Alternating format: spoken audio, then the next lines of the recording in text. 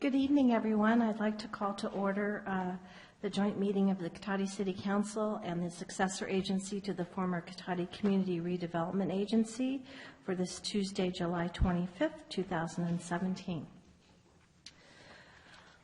May I please have a roll call? Councilmember Skillman? Here. Councilmember Deloso? Here. Mayor Harvey? Here. Vice Mayor Landman? Here. Councilmember Moore? Here. Okay, with that, we will move on to the Pledge of Allegiance. Would everyone please join me in the Pledge of Allegiance?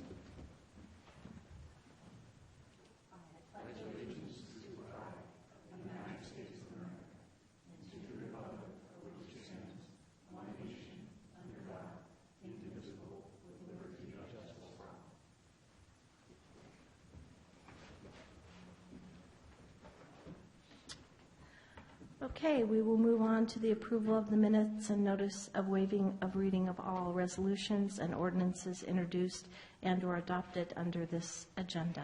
Move to approve. Second. I have a motion and a second. All in favor? Aye. Aye. I'll let that show a 5-0 vote. Then I will move on to the announcements. The City of Cotati has special open office hours on Monday evenings from 5 p.m. to 7 p.m.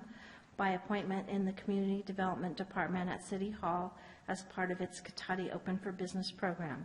This program provides personalized assistance and information to developers, current Cotati business owners, and those interested in starting a new business within the city. The Rohnert Park Cotati Regional Library hosts events for all ages, including art exhibits, book clubs, and children's programs. All events are free and open to the public. For more information, call the library at 584-9121 or visit www.sonomalibrary.org. The Cotati Historical Museum is open regularly the second Tuesday of each month from 5 p.m. to 7 p.m., Saturdays from 1 to 4 p.m., and by appointment. For more information, call 707-794-0305. Citizens interested in receiving City of Cotati community alerts via text or email are encouraged to sign up at nixle.com. The city offers a variety of recreation programs for all ages. See details on the web at cotaticity.org. Please join the Cotati Police Department and the City of Cotati Recreation Department on Tuesday, August 1st at 7 p.m. for National Night Out in La Plaza Park. Any other announcements? Okay. Then we will move to the approval of the final agenda. Are there any changes? Thank you, Mayor. One recommended change under the regular agenda.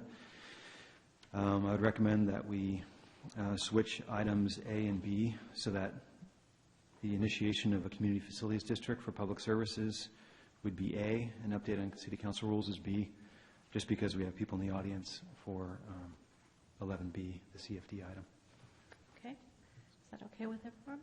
Sure. Okay, then we will make that adjustment. With that, we can move on to citizens' business and public comment for the consent calendar. Any member of the public wishing to speak to the council on any items listed on the consent calendar or any matter not listed on the agenda that is within the subject matter jurisdiction of the council may do so at this time. Pursuant to the Brown Act, the council is not allowed to consider issues or take action on any item not listed on the agenda during this period. Pursuant to City Council Policy 2016-1, comments of any member of the public are normally restricted to a total of 3 minutes in length per person for matters not on the agenda, and a total of 3 minutes per person in length for any and all items on the consent calendar. The mayor may extend the time limit for a reasonable time where a disability accommodation has been requested. And with that, do we have any speaker cards? We have none. Anybody? Yes, George.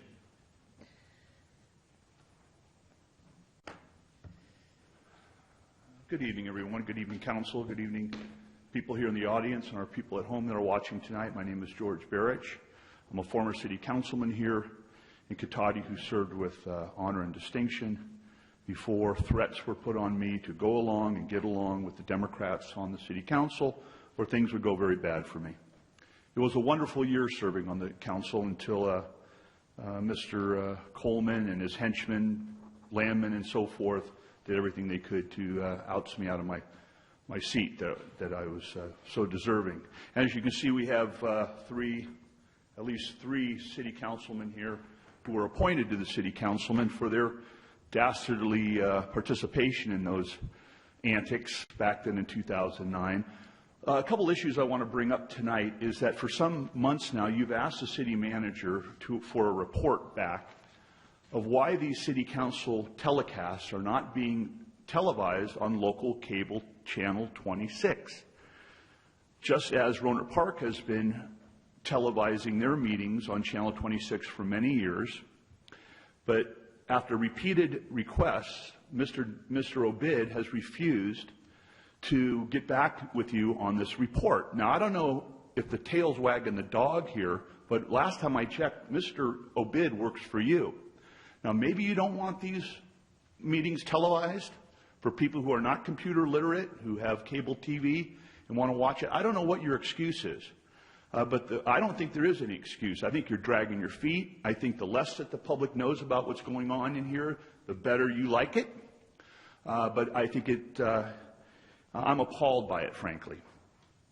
Now, also, I read in the newspaper that our Cotati homeless parking project has been canceled. And that's no surprise to me, because this city council has not put forth one dime of money to help that Catholic Charities project, to get some of these people off the street and help these people who are homeless have a place to park their car. It's been canceled. Now, this incredible step forward that Mr. Deloso said that we were going to have with this program is now an incredibly small step backwards. And you had a chance in your budget that was just passed to put a few crumbs of dollars together to maybe help keep that project alive. And I'd like to hear tonight the council put on a future agenda what, in fact, you're going to do about it. Because for years I've been complaining, come Christmas time, that it's freezing outside and there are people sleeping in the creeks and sleeping under the freeways and sleeping in their cars in 40-degree, 35-degree weather out there. And the council wants to put it on a future agenda for springtime. Well, this year I'd like you to get a heads up on this. Let's do this maybe next month. Let's look at this program and see what you guys want to do regarding this ongoing problem year after year. Okay, thank you. Thank you for your comments. Anybody else wishing to speak on citizens' business? Good evening. Good evening. Respectfully, I appreciate the opportunity to address you. My name's Tom Conlon. I'm from the tribe over the hill, actually. I'm not from Cotati. I'm from Sonoma Valley, but I'm here on behalf of Sierra Club tonight. I know you're going to be addressing some other matters on your agenda later on, but I thought I would take advantage of this brief opportunity to just mention that it's been now basically a year since the Climate Action 2020 report was finalized by the county. And we find ourselves in a situation where we can't move forward in most of the communities in moving toward actual implementation of the negotiated items that were selected for the city of Cotati to embrace and to begin work on. And I would encourage you folks to take a look at the model that we've set over in Sonoma, the city of Sonoma. There we were the first city to consider the Climate Action Plan. And what we found was that when our attorney suggested not to move forward, it just shut everything down. We decided, at that time in October, we decided not to move forward, October of 2016. But after working through the details, we realized that there really was no barrier to beginning to address the specific measures, the local measures that are listed in your plan. And as a result of that, we've basically got our city manager and our entire unanimous city council working toward beginning implementation of the items that are in that plan.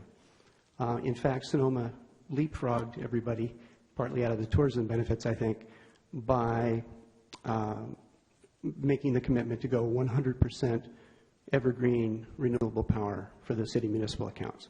So I would just encourage you to consider decoupling moving forward on climate action here in the city of Cotati from the formal acceptance of the climate action plan, which is tied up right now in court because of the environmental impact reporting procedure, the streamlining programmatic procedure that's in there. So I appreciate your taking the time to listen to me, and I hope you'll consider that advice. Thank you. Thank you very much for your comments. Anybody else wishing to speak on citizens' business? Okay. Anyone wishing to speak on any items on the consent calendar? Seeing none, I will close public comment on citizens' business and the consent calendar. And we will move to direction on future agenda items, unless anyone had a comment. I guess I do have one question. Damien, will we be getting a report pretty soon on the televising of our meetings? We, yes, we will. Okay, thank you. And as far as, and I think we'll talk about it more, the climate action stuff, you mentioned some of the things that the city is already moving forward on, and I think we'll leave that for that item to discuss that. Any other comments from anyone? You got it. Okay. Then direction on future agenda items? No. No. Seeing none, we will move on to the consent calendar. I'll move to approve items A through E on the Councilmember consent Delasso, calendar. and Madam Mayor, if I may, I'd like to pull item E on there. E? E. Okay. Then let me strike that motion and change it to move to approve the items on the consent calendar, items A through D. One second. Have a motion and a second for items 9A through D. All in favor? Aye. Let that show a 5-0 vote for items 9A through D. And with that, can we have a staff report then on item E, please? Yes, Mayor, Council, are you looking for a staff report, or is there a specific question? Well, I did have some specific questions. Okay. That might not necessitate a staff report. Okay. In looking at item E and the striping cost, the additional striping cost, it seemed to be me, and maybe I just am not familiar with what the going rates are for striping these days, but $29,000 seemed like a significant amount. And I thought we already had some striping up there. So I just thought if I could get a greater explanation on that. The my understanding is the $21,000 is for all the striping as well as the green bike lane paint. It seemed to be fairly expensive. But that's just the going rate from the bid, as I understand it. Yeah. Please. Yeah. I understand, Craig. He'll add any detail if I've missed something.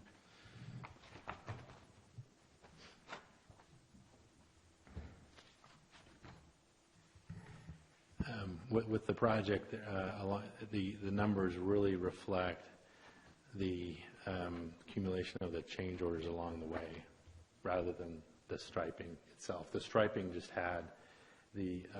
was in the position to be the last invoice on the project, and that's when the deficiency in the prior authorization became apparent. So it really represents an accumulation along the way of a number of change orders, errors in the design, things that we discovered in the field, storm drains that weren't quite where they were supposed to be shown on the plans. And so the reason that the striping is called out in the table here is because, we at this point in the project, we reconciled up the budget and sharpened that calculation and determined we don't have that appropriation to make that payment. So that's why it's identified. It's not that the striping was not called out as a bid item. It actually came in right at the bid cost, and there was not a change associated with that item. Okay, so there will be additional striping going on there on the north side of Old Red? Or? This is after the fact. This is The after. striping has been completed, the green bike paint is in place, and we're holding on to that invoice until we get the appropriation to then pay it. Okay. So I apologize for that. This is not how it should, ideally should be done. But with the project being as it was, we didn't find out about this until that very last invoice came in. I thought maybe with the way that was presented that maybe you were going to go underneath, or go 116 and underneath 101 with some of the striping, but that's not. No, sorry. Okay. It's the striping that's already Okay. on the pavement there. And what's the timeline for the additional mosaics? Oh, that as well is being completed. It's the border that's on the outside of that wall that was placed. So the wall is complete except for the bench wall, the bench that goes onto the wall, and that's it. So it's not the addition of mosaic on the backside of those walls? Correct. The walls are completely finished. Okay. They've got the stucco, the mosaic border, and then the mosaic artwork on the other side. Okay. And where are the benches? The benches will be in the crook of the walls. I mean, where are they in the procurement process? Are they being manufactured or?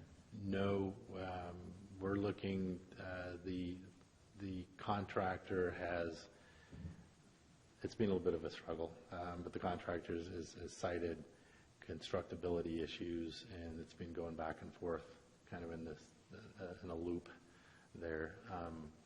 It is included in the cost that we've accounted for, and it's just a matter of getting the contractor to get a sub to install the wall, the bench.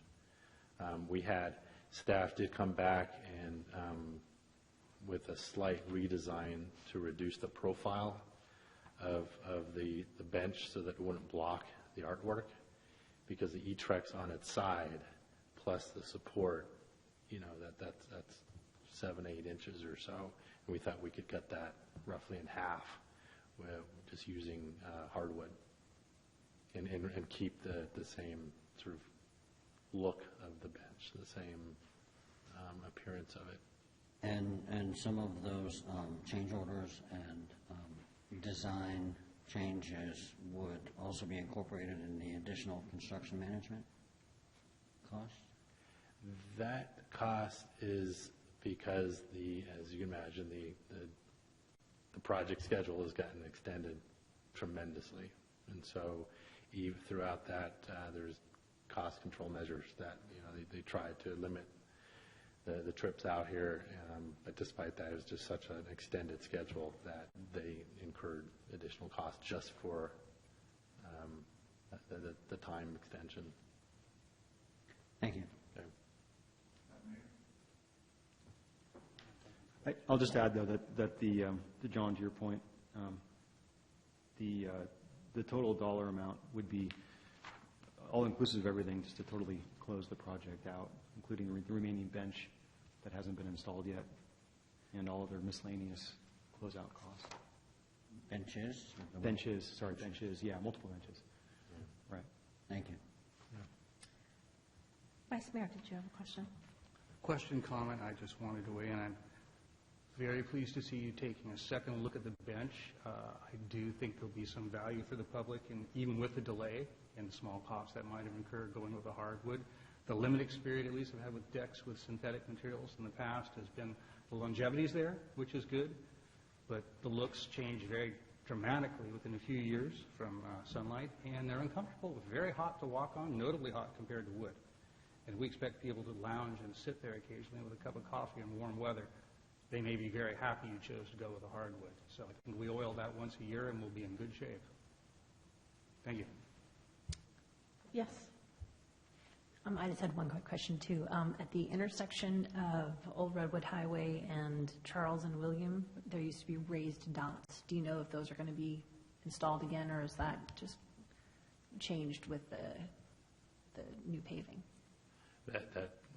those dots are not part of the project. So the paving, the striping, that is complete. So what's out there now is that complete project. Okay, thank you. I will also add, though, that that's one of the intersections we've been looking at from the traffic safety perspective in terms of doing something so the stop signs are more visible, perhaps, for people, which was essentially what those bot dots were trying to do. Yeah. Any other questions, John? No? Then I will open this item up for public comment. Mr. Barrich, did you have a comment? Thank you, Mayor. I want to thank Mr. Moore for being very insightful and thoughtful in his questions. And I want to get back to that in a minute. But the city engineer did say that the costs here are mainly because of some errors in the design. That's really disturbing, because we spent a lot of time, a hell of a lot of money on these designs, and to find out we've got to go back and spend thousands of dollars now to fix these errors in design is, really troubling. But having said that, I want to say something about the process here. Again, I think Mr. Moore's questions are appropriate. However, I'm always concerned that this is not always the best way to do it. I don't like when staff is blindsided by questions that they could have been asked during the week in preparation for this meeting. And this is not to try to be unfair to anybody here, but you can't have a serial meeting between you and discuss these issues. I understand. But it is your responsibility to go to staff if you have a question or clarification and try to do a little one-on-one behind the scenes so that they can prepare as best they can for their answers. And any one of you can take credit for the questions that you're bringing forward. So, Mr. Moore, I think it would have been totally appropriate to re-ask your questions tonight because you deserve to have credit for those questions. But I want staff to be fully prepared for the benefit of the council and the citizens to give the best report that you possibly can. So going forward, I'm asking you, please, take that opportunity to approach staff in a convenient setting. It's going to streamline these meetings. Things are going to be much more clear, going to go much more smoothly. This was taught to us by the League of California Cities. It's in your handbook that that's probably the best way to do this. Because we don't want surprises. And we want to be fair to staff. Okay, please, thank you. Thank you for your comments. Anyone else wishing to speak on this item? Seeing none, I will close public comment on this item. So, Madam Mayor, if I may, I'd like to just make a quick comment. yes, you may. As much as I would like to work with staff ahead of time on particular issues, it's not always feasible because we have a lot of things going. I certainly appreciate it, and I welcome the compliment. Thank you very much. But there's a lot of things going, and we don't always have an opportunity to connect. So, thank you. Okay, with that, what is your pleasure on this item? I would like to move a resolution appropriate additional funds for the downtown revitalization project to close out. Hooray. I'll The second. project. I'll second. I have a motion and a second. All in favor? Aye. Aye. We'll let that show a 5-0 vote. Thank you, Craig. And we will now move on to our public hearings. And we have the first item is cannabis industry business tax. And it looks like we have a staff report from Ms. Parker. Good evening, Madam Mayor and council members. Thank you very much for that. We do have a revision to our recommendation tonight, so I want to set that up. First thing is that rather than asking for all of the actions that are in the staff report, we're making a recommendation that the council open the public hearing, provide staff with feedback, and then continue the public hearing to August 8th. And I think that would give a little more time for the public to provide some feedback and for us to take that back and then to also do any fine-tuning that we need to do. So we have a modification to that recommendation for tonight. That's the slide that says what I just said, so that's helpful. So on August 8th, just so folks have a context, on August 8th, we will be asking for all of the actions that are in the recommendation tonight, unless those are modified by council or public feedback. And essentially, we're asking for the council to approve a ballot measure for the November 2017 election that asks the voters to approve a tax on cannabis businesses. And so the packet tonight includes the ballot language and the ordinance that would regulate that tax revenue, as well as some associated amendments and additions to the municipal code that are necessary to administer it. As one thing to understand about the ballot language is that it sets a cap, a maximum cap for the tax, and then the resolution that adopts the ballot language that the council puts forward, that actually sets what we're recommending for the initial rates for the tax, as well as the initial term, which in the staff report is 2 years.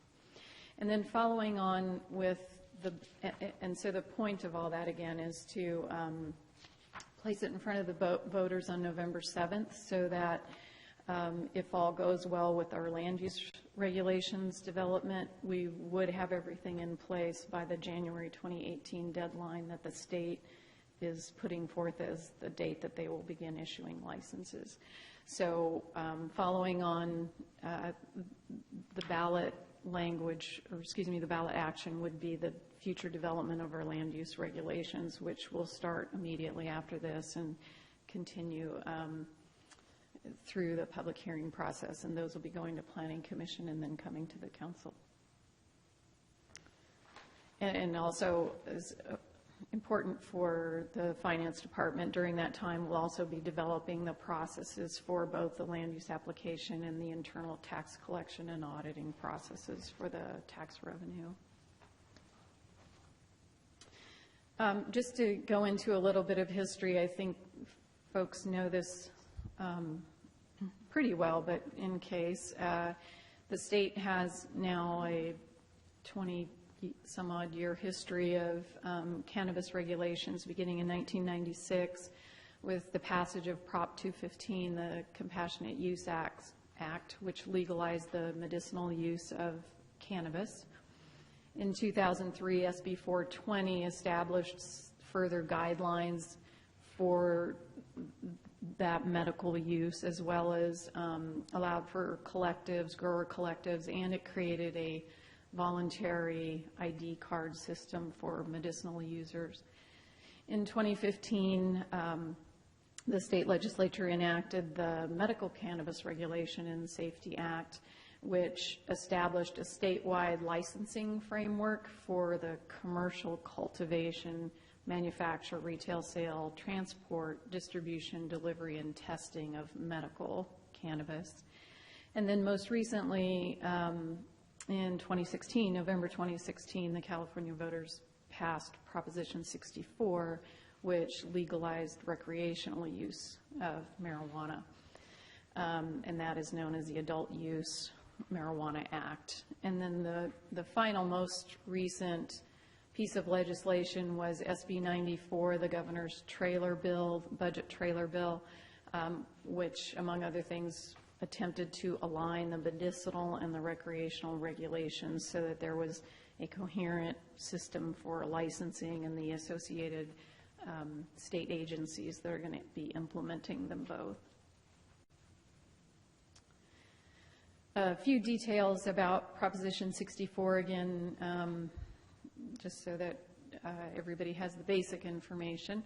It legalized adult recreational cannabis use, made it legal for adults 21 and older to possess up to 1 ounce of marijuana and plant and 8 grams of concentrated marijuana. Individuals are permitted to grow up to 6 plants in a private home. The exact location and nature of that growing facility can be regulated by the local agency. It designated the state agencies that are to license and regulate recreational use. And importantly for this action we're talking about tonight, it imposed a state excise tax of 15% on retail sales and cultivation taxes of $9.25 per ounce for flowers and $2.75 an ounce for leaves for marijuana cultivation. It also exempted medical marijuana from sales tax so long as patients have the government-issued medical ID card. And it authorized local governments to also regulate and tax recreational use. A couple of details about the governor's trailer bill. As I said earlier, it attempted to align the medical use and adult use into one combined licensing and regulatory system. One change that over what we've seen in our past work is that licensees now will be issued specific to adult use or medical use, so they'll have an A or an M designation, as I understand it. That seems a little like a minor point, but I'm sure folks in the industry understand that better than I do. And it allows for a vertical integration of license types, which was a change, meaning that licensees can hold more than one license. And it originally proposed elimination of the state-issued medical cannabis ID cards, but that was removed by the time the legislature acted on the bill, so that ID card system is still in place. A quick recap of where we are in the city. In 2007, we adopted ordinance number 787, which allowed for one medical marijuana dispensary. That dispensary has been open and in operation since 2010 with Mercy Wellness as the operator. We have an urgency ordinance that's in place right now that was meant to allow us, that stayed all of additional uses being established with the exception of the personal cultivation of 6 plants. And that urgency ordinance was to allow us time to do, what we're doing tonight, plus adopting our local land use.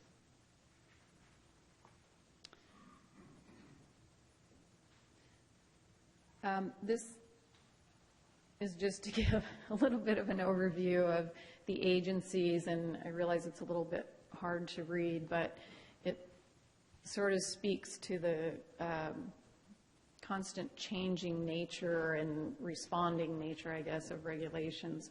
There are 3 main state agencies involved in the different licensing types and in the regulation, implementation of the regulation.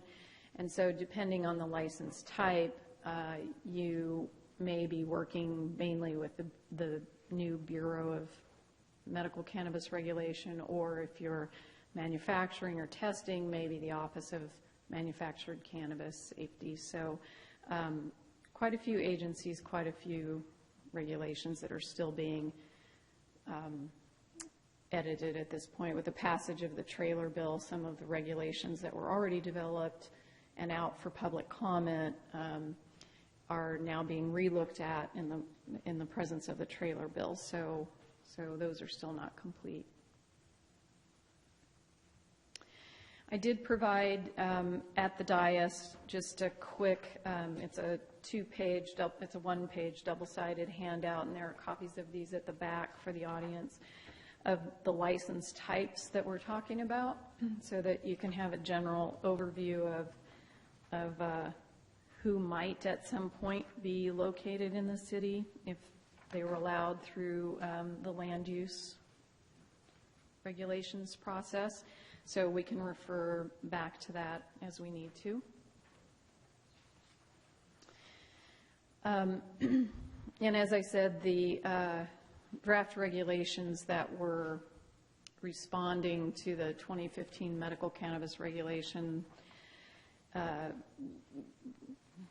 Safety Act were out for public review, and that comment period actually ended on June 14th, but with the trailer bill, as I said, those are being re-reviewed for that. So exactly what the state licensing system will end up looking like, I don't know for sure right now. There are still some unknowns. The January 2018 deadline for issuing state licenses, again, that's the state's deadline, so it would be ideal for us if we had ours in place by then, but it is their deadline and not ours. And then simply the placement on the November ballot for the tax would allow us to begin taxing and issuing licenses if that's what we chose to do as soon as the state's ready. I want to stop there before I put together some information on what surrounding jurisdictions have done, but I think it's important to stop and get some basics out of the way. The city's current business license tax that we impose, as I calculated in the staff report, our average license tax is about $200, and that is insufficient for us to try and regulate cannabis businesses. There will be a lot more compliance checks. There will be a whole tax collection system that the finance department has to put into place. Instead of getting remittance from the state, we'll actually be collecting that here. And so that effort, along with public safety, just isn't going to happen. The city would be losing money on any new uses if we tried to finance all of that with that average business license fee. So that's why we're proposing this ballot measure, is to simply cover the costs of the city's administration of any new businesses. So obviously the tax measure wouldn't apply if we didn't establish any new businesses, but if we do, we want to be sure that we're covering the city's costs.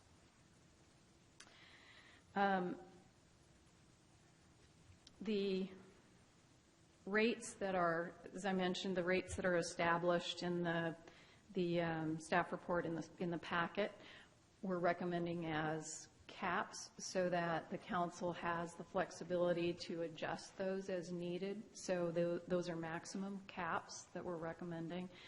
And it's the same approach that both the county, Sonoma County, and the city of Santa Rosa took.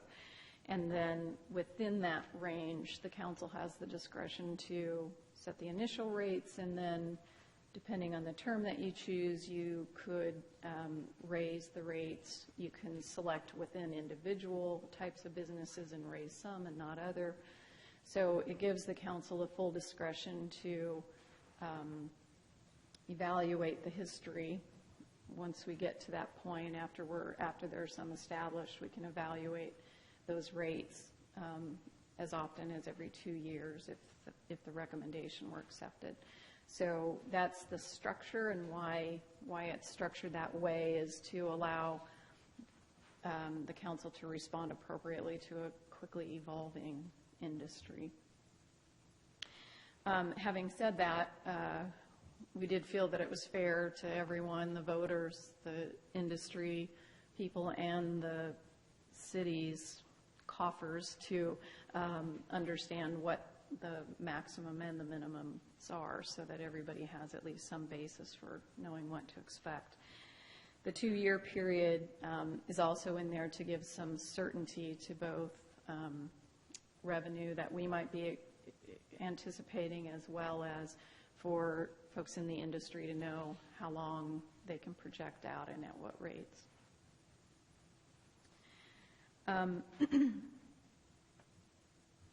The way also that this is structured is that the initial rates would go into effect.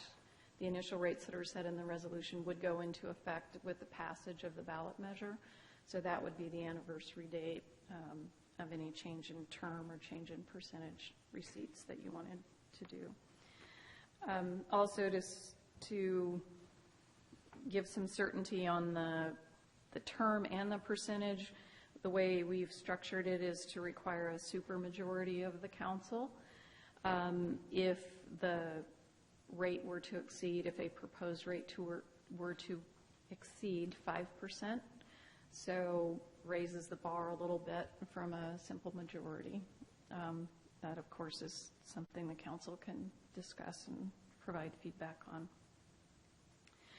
The way it is structured now, we're proposing to tax at some points, but not all. We're proposing to tax cultivation, manufacturing, distribution, and dispensaries, but we've excluded transportation, testing, and other support services. And the reasoning behind that is that those are, especially the testing piece is something that we would certainly want to encourage establishment in the city if we had for, the general good of the county, certainly, but it's a valuable support service, and the taxation has already occurred theoretically at the cultivation points there. So these we considered to be ancillary support services, and there would have been ample taxation points further up the chain. So that's the reason for that proposal. I do have on packet page 39, I'd like to make one correction that might have been confusing to folks. In the fourth paragraph, the sentence begins, "the proposed ordinance," and it says, "to be submitted to the voters," and then it continues, also amends the general business tax chapter. To be submitted to the voters should be stricken from that sentence. The voters wouldn't be deciding on the ancillary, the additional support amendments, so that was just an error on my part.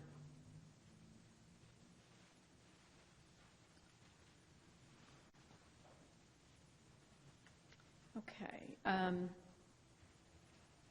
And I'll just finish by summarizing what some of these surrounding jurisdictions have done, and then can take questions from the council. The County of Sonoma passed Measure A at that time in March of this year.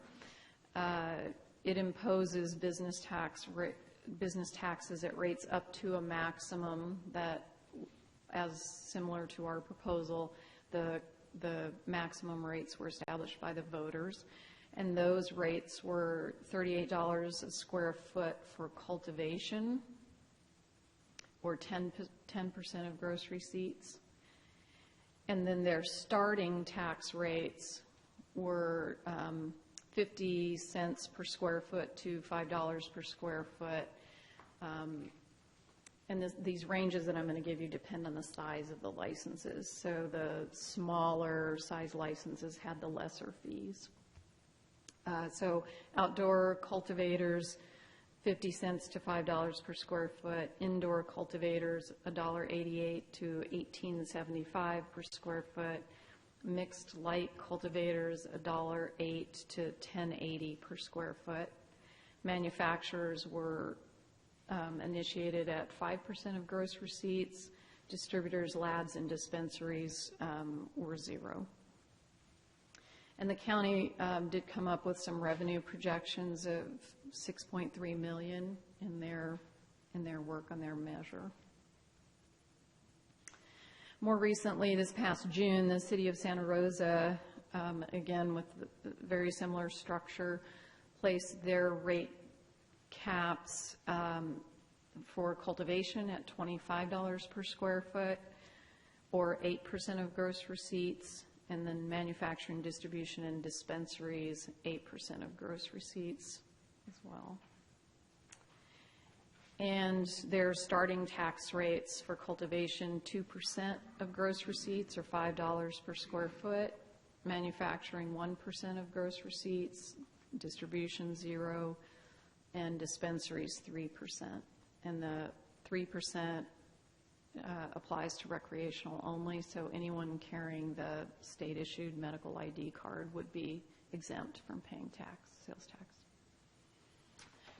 And so we purposefully with ours are recommending those same rates because of the significant amount of work that Santa Rosa did, the City of Santa Rosa staff did, and their task force in meeting with the industry and meeting with their landowners and meeting with electeds to really hash out the details. So we felt that setting these rates would be a good starting point for us because, as I said earlier, it's an evolving industry, and so this would not necessarily drive additional folks to us that also had an option of Santa Rosa, but it wouldn't put us out of competition should the land use regulations want to add additional uses. So in other words, it kept us competitive.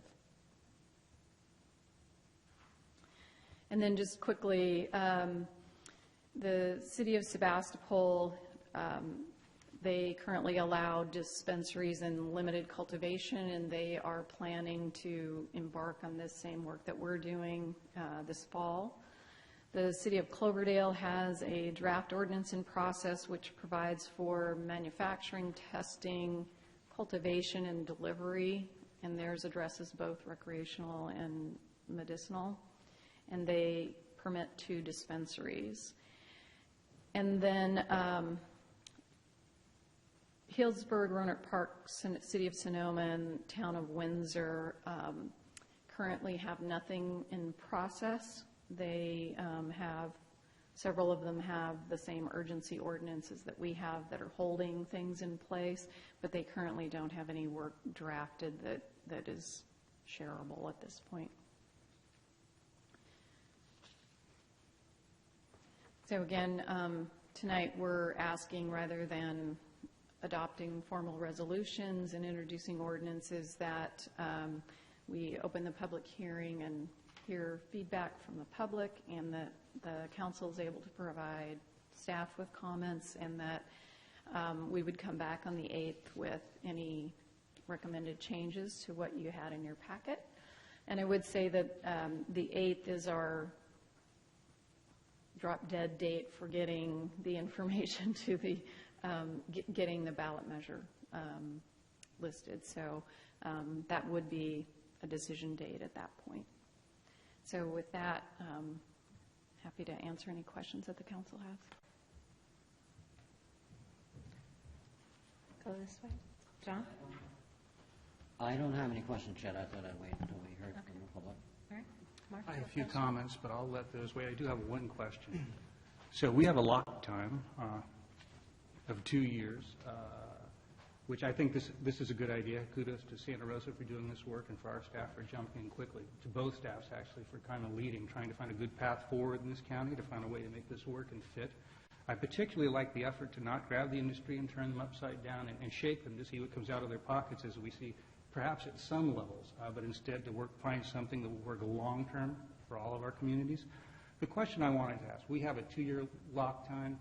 What are Sonoma County and the City of Santa Rosa, who have similar, where it appears to me they have caps they can hit and have starting rates, what are their lock times? The City of Santa Rosa is 2 years, and that's a good question on the county. There's maybe 3. I may be able to find that while we're taking public comment, so I can come back to that. Good, good. Thank you. Wendy, do you have any questions? John, do you have any questions? Sure. Thank you. There was a very thorough report, not only the oral, but certainly written-wise. I think there was a lot of information. It was very comprehensive, so thanks for that. It helped. I know back in March, we had a couple of public meetings, one on a Thursday evening, one on a Saturday morning, and there was a lot of feedback that came in through that process, especially the, I think it was that Thursday evening meeting where we had a panel of people up here. And, I mean, I had a lot of notes from that meeting, and sort of the recurring theme that kept coming up is, you know, if you overprice the industry, that would probably be the worst thing that we could do at this point in time. So I'm happy at this point certainly to see the consistency with, not so much the county, but at least with the city of Santa Rosa.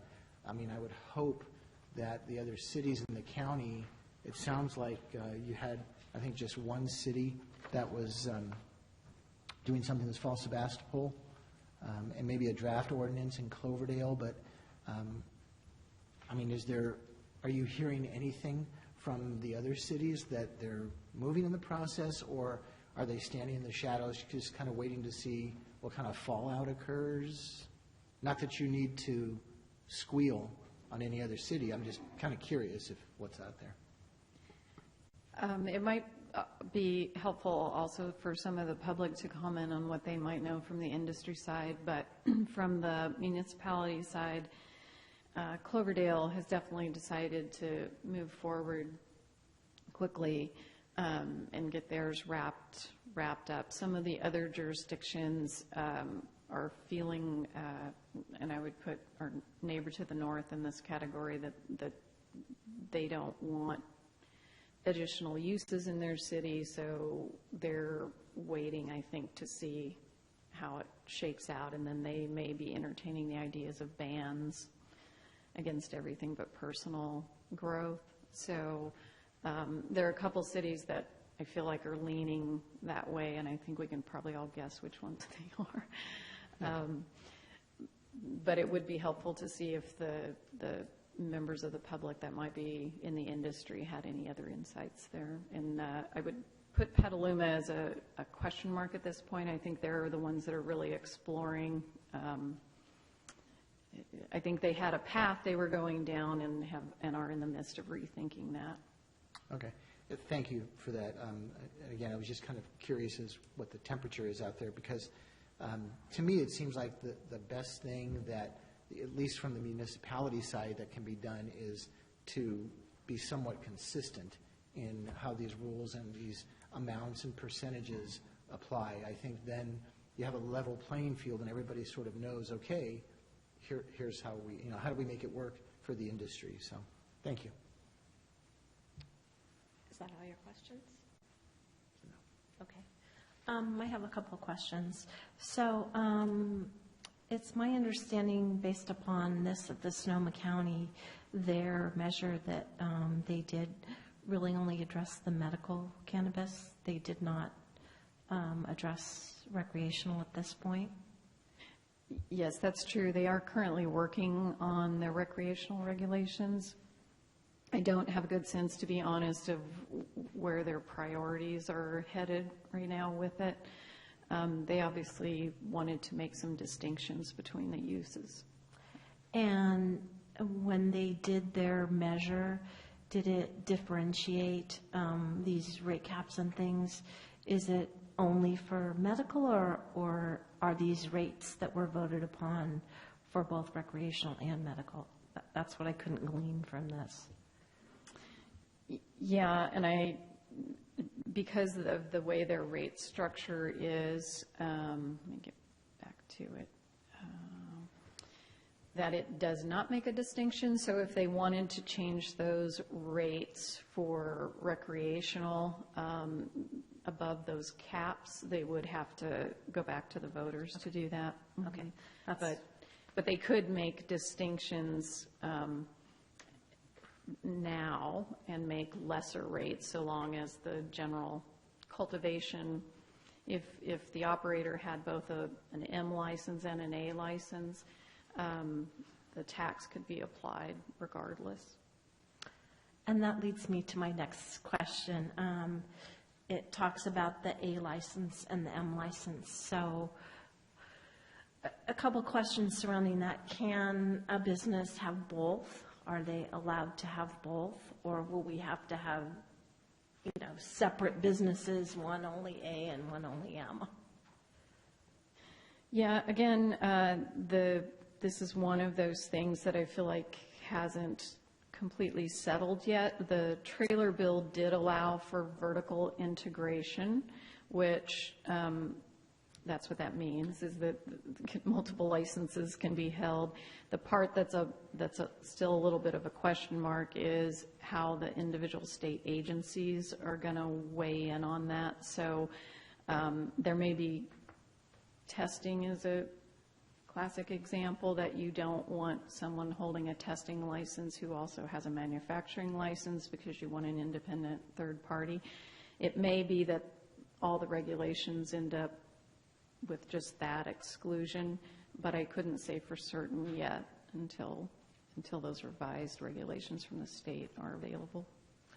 Yeah, and this might be one for those in the industry to help. It just seems like it might get a little bit complicated trying to manage, both kinds, with clients coming in. It's like, how do you sort of keep all this separate and, still manage it, because it seems like there's a lot of reporting that has to happen. So that's a little confusing at this point to me. I think that's a great one. That's a great example, because that's part of what we need to figure out as well. If from our tax collection side, and maybe Brandon can speak to this, about the advantages or disadvantages of having different licenses, because from our perspective, it would be great if they were different premises and we had individual taxes coming from each one so we could treat them separately, but I don't think it's that clean. And that's why I asked the question about the licenses, because if it was that way, it would be really clean. This business does this business does that.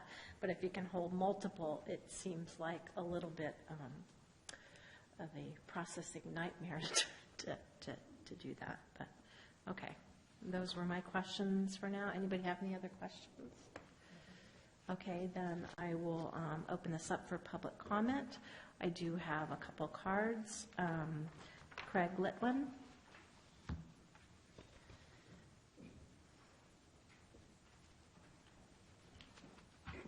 Good evening, Madam Mayor, Council, and staff. My name is Craig Litwin. I'm the former mayor of Sebastopol. And I like to think once a mayor, always a mayor, but I didn't bring the gavel tonight, like an ambassador. When I was on the council from 2000 to 2008, I got to co-author our dispensary ordinance, and we were tracking alongside Cotati at that time. We purposefully did not lead the way, hoping Santa Rosa would do such to help draw out other jurisdictions, and we're seeing that now with Cloverdale. Sonoma just the other night had a discussion on what they want to do. Petaluma's considering things. Rohnert Park just likes casinos and Walmart, super Walmart, so I don't know exactly what their thinking is behind that. I want to thank your staff in particular, Vicki Parker and Demian Obid, for meeting with me on the tax issue and looking at the greater context of sound regulations. You have a fantastic staff that's doing their due diligence, and again, thank you very much for your time. I appreciate that you're extending this to August 8th. It clearly indicates your openness to working with the industry and the public and soliciting more input. It's much different than what the county did. I ask that you consider extending to 3 years the initial tax rate instead of 2. The more time that you provide, the greater stability there is for investments, creating budgets, etc., looking farther out. Keeping the rate low is great for the industry. It's essential, actually. You want to ensure an ongoing tax, like your Vice Mayor, like you, Mr. Landman said, Vice Mayor Landman. It's better to get a little bit of tax over time than too much tax and break the bank. We've got state and local taxes, fees, water control boards, all sorts of new regulations and hoops to jump through. And fortunately, you have a dispensary here that's been absolutely compliant and understands how to keep a clean point-of-sale system and pay their sales tax. So it seems pretty straightforward that you would add a recreational component to that in order to allow for just a separate business under the same roof. They're doing that in Colorado and other places.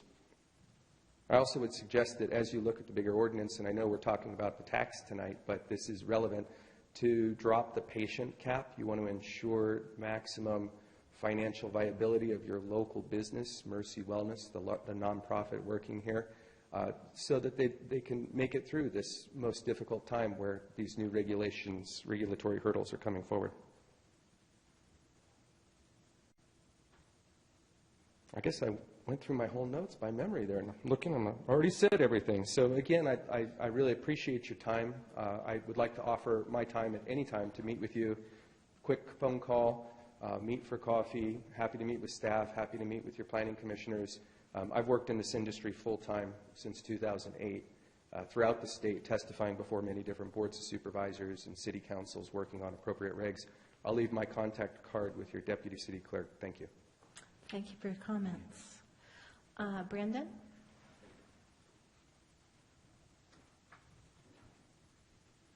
Good evening, Mayor and council members and members of the audience. That's going to be hard to follow because he pretty much said most of what I wanted to say. But just want to thank you guys for your openness in developing this cannabis policy. I appreciate you guys considering a tax that doesn't charge medical marijuana patients and only doing recreational, because this is a compassionate thing that we do for the patients. I look forward to allowing medical or recreational at Mercy Wellness, and I'm available to meet with you guys at any time if you guys have any other questions. I think you guys have my contact information, but if you don't, I'll get it to you guys as well. So thank you. Anyone else wishing to speak on this issue? Yes, George?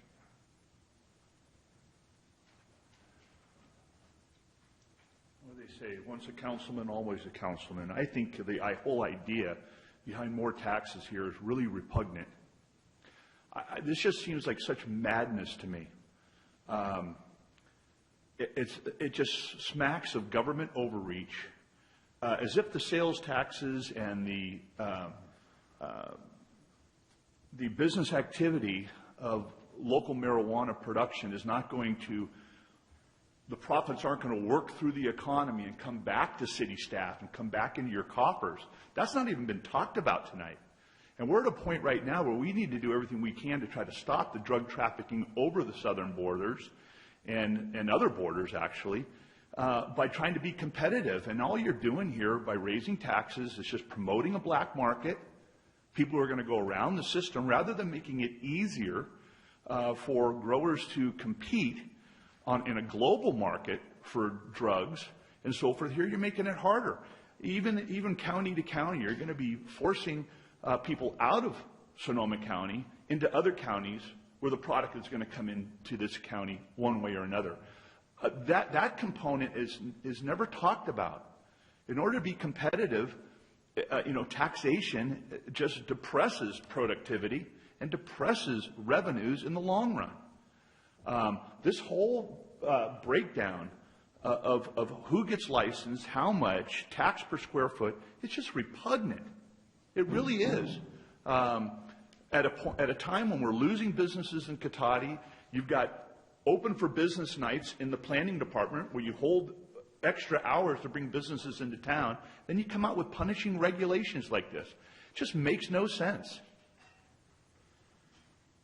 Thank you for your comments. Anyone else wishing to speak? Yes.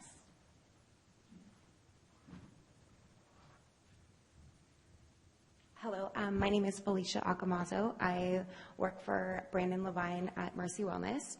I also have a brain tumor and I use medical cannabis on a daily basis.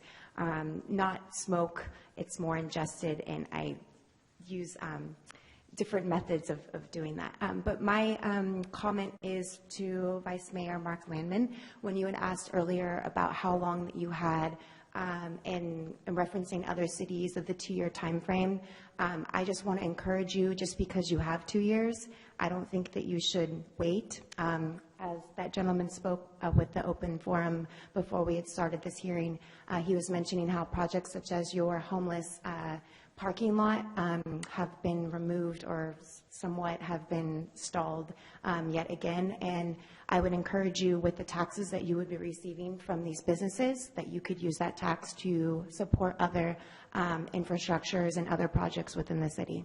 Thank you. Thank you for your comments. Eric, did I see your hand up?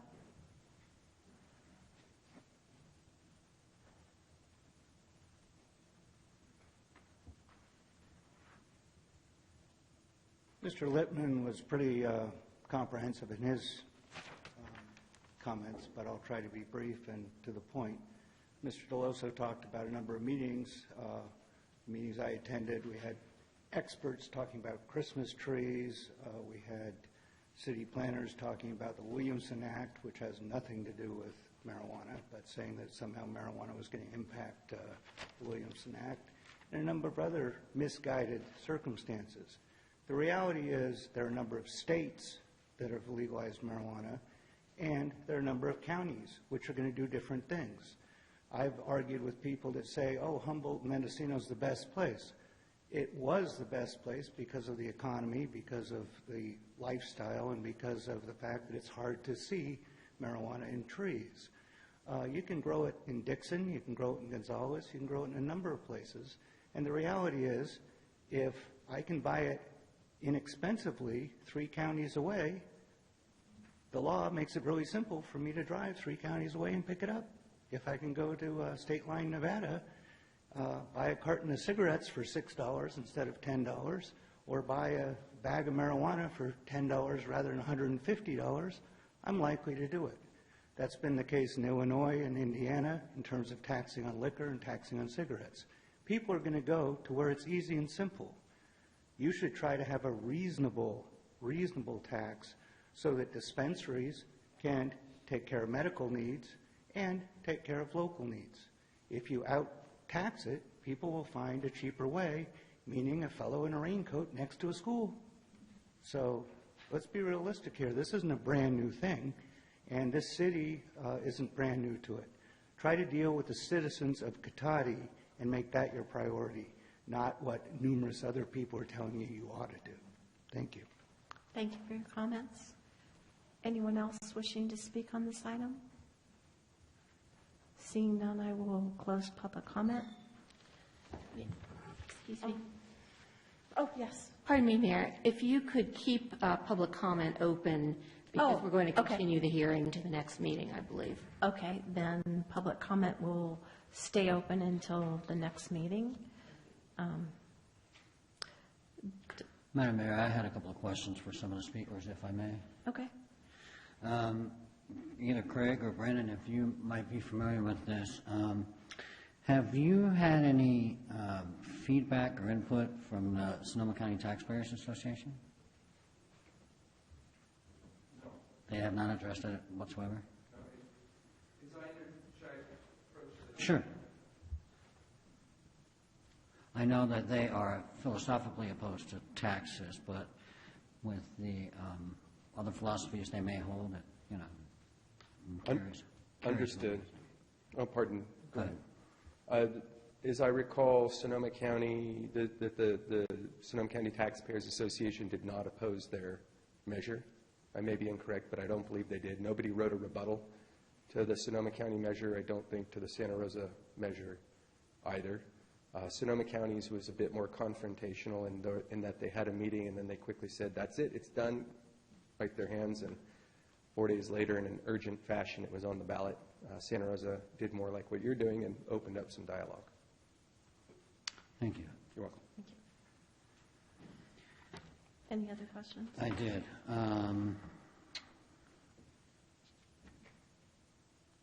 Well, I have some other questions. I go back to the staff on that. But the only other question I was wondering is, if Mr. Berridge, are you still a grower? I'll approach the podium. Thank you. I have property interests in Sonoma County, which I wish to remain confidential about. But to further answer your question, is how are you going to enforce this when you can't even enforce your weed abatement ordinance? I mean, is this something if you fail, you're going to give over to the fire department to enforce? I mean, you can't enforce the business regulations that you have right now. And in 1996, even though the law was passed, we all know that the government had a policy in place of zero tolerance, even though it was legal. And you know that, Mr. Moore. And landlords are not responsible for the conduct of their tenants. Thank you, Mr. Mayor. Okay. My question to you was a simple yes or no. Are you still a grower? No. A grower of what, sir? Marijuana. No. Okay. No, I have property interests. That may be growers. No, and I'm just saying, that's just none of your business. Okay? Thank you. Okay, thank you. I'm trying to flush out as much information as I can concerning this. Thank you, that's very good. Okay, all right. Why would that be pertinent? All right. To this ordinance, sir. Please. Sounds like a personal grudge to me for some reason. Excuse me, You know? please. Thank you. Any other questions, Mr. None at this moment. Thank you. Mark, did you have any questions? Well, now that you've got everybody all relaxed for me, we do this together a lot, so we work well together. I have a few questions. They'll probably be for some of our public speakers, Mr. Levine and Mr. Litwin, but I'm sure staff can jump in as they all see fit. First of all, Greg, you mentioned a clean point of sale for both medical and recreational under one roof. We have some track history or examples of where that works easily. Is that something that's doable? That's one question I have. Through the mayor, if you'd like to approach that, might be best. Thank you, through the mayor. The Colorado, as I understand it, does that. It's quite simple, separate point-of-sale systems. It appears from looking at the state guidelines that they'll have to be separate and distinct businesses. I suggest if you haven't taken a tour of Mercy Wellness to ask Brandon for one and go take a look. It's very straightforward. So basically, we have some history in this. Some of the kinks, as it were, might have been worked out already in the last year in Colorado. There's that, and then the other thing to remember is that you've worked the kinks out here in Cotati. I mean, you have a business, a nonprofit that's, it's making more money than it's spending, otherwise a nonprofit goes bankrupt. But there's an entity here that has historically done things perfectly, has been accessible to city staff, that keeps clean records, that's been accessible to other city staffs, to state assembly members and senators, to you may recall that Brandon and Felicia threw the Elevated Conference a number of years ago and had, I think it was close to 1,000 people and speakers from throughout the state at different levels of government. I mean, the idea of compliance is absolute here. So it would be following that same model. Oh, okay. And I think I'll have you just hang there for a second. This might be, my next question might be more for staff, but you might have some input too. So if that works for the mayor, that might be easiest. You mentioned a request to drop the patient cap, which is so far worked everything we've had so far to deal with Mercy Wellness in the last, 7 years that we've been working together in this city, has been the exact opposite of problematic. Everything has been incredibly smooth. So question for you is, we're looking at 2 or potentially 3-year lock zones. Would a trial run of that too, if there were any questions, be something that would be workable from your perspective, assuming that at the end of 2 years or 3 years, that turned out to be no problem for us, it would continue? I would have to defer to the executive director of Mercy Wellness to be certain of that, but I don't see. And I'm not asking for a decision just in general. Any thoughts or comments you have on that? I mean, as I understand it, I don't see that there would be any issue, but I'll let you speak to this, Brandon, that there would be a trial run of dropping the patient cap for 2 or 3 years based upon the tax. Finding the middle ground between not doing anything but jumping right to dropping the whole thing, that seemed like a smart place to go. You're just asking if we'd be okay with a trial run with If that? you see anything problematic or disadvantageous terribly to something like that. No, not at all. Okay, just a question I wanted to ask. Lastly, you requested, we're looking at essentially what we're proposing very closely matches Santa Rosa. The county, we're not sure what they're doing with recreational. We know they're hitting you a lot harder for medical, but they are doing 3 years, which does give you some more certainty. I guess the question I have, what works best from a business standpoint? And so I'm making you speak for all businesses, sorry for that. What drives the best value for you? A lower initial cost with a shorter time lock, so a lower cost, or potentially a slightly higher one? Because I'm sure if we discuss it, the one concern for the city is if we lock ourselves into a longer time, we're happy to see you get the security. We understand the business advantages. At the same time, we understand, too, we've increased by 50% the time. If it becomes clear that there's plenty of throughput here and everybody else is increasing the rates, and we should be doing that to benefit our community, we would be remiss in not doing that. So what works best for you, that lower rate over a shorter amount of time, or maybe a slightly higher rate over a longer time? I would probably say a lower rate over a longer period of time. But you weren't listening. I don't think that was an option.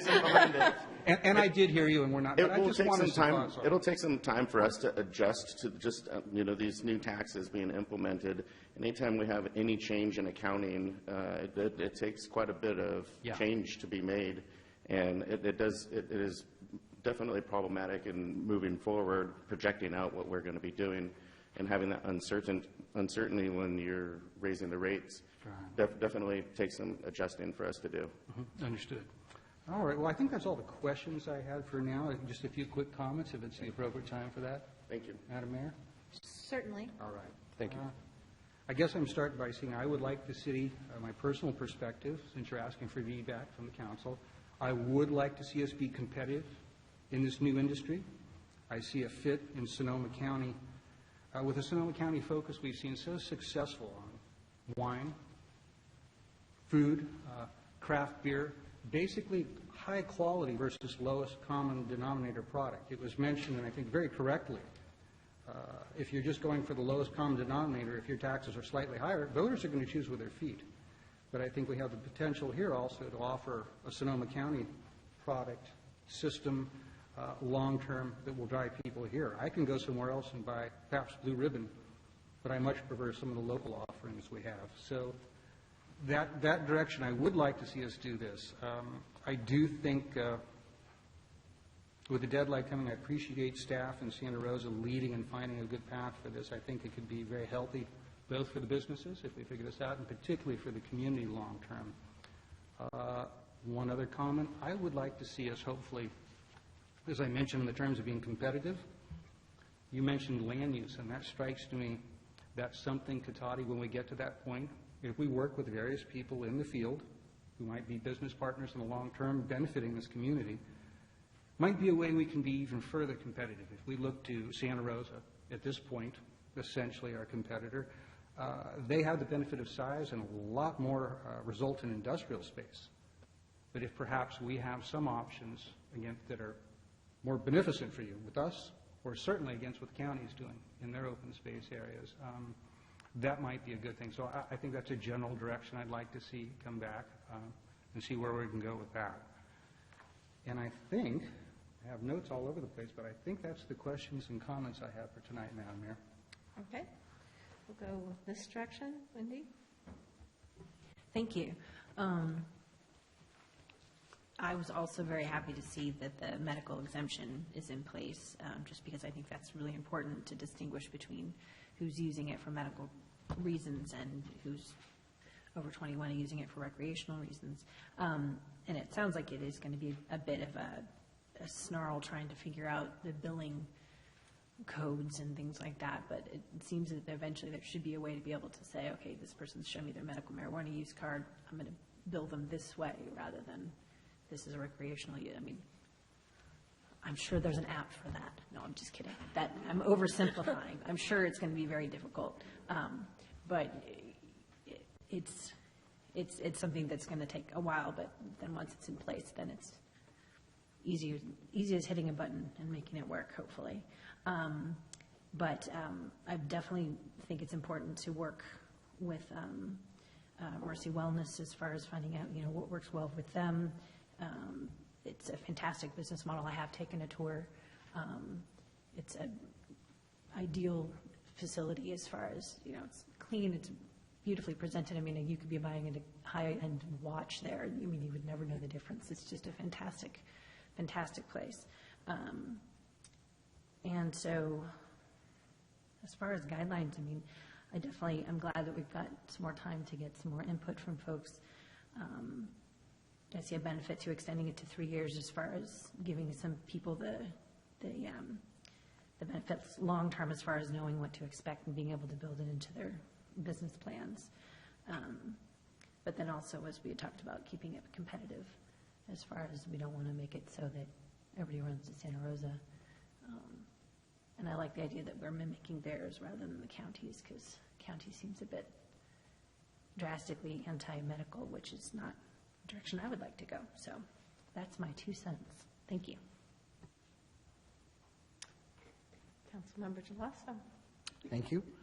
Not to belabor the point and to be pontificating up here, but I agree with most of what everybody has said. Certainly, I think the 3-year option is something we should consider and get some serious public feedback on. There are other fees and rates that are possibly even unknown to the industry at this point in time. So I think we need to be sensitive to that to make sure that 2 things. One, that the industry stays successful in what it's doing. And certainly, from the medical standpoint, we clearly have already stated that there's not going to be any taxing on that, and that's pretty clear.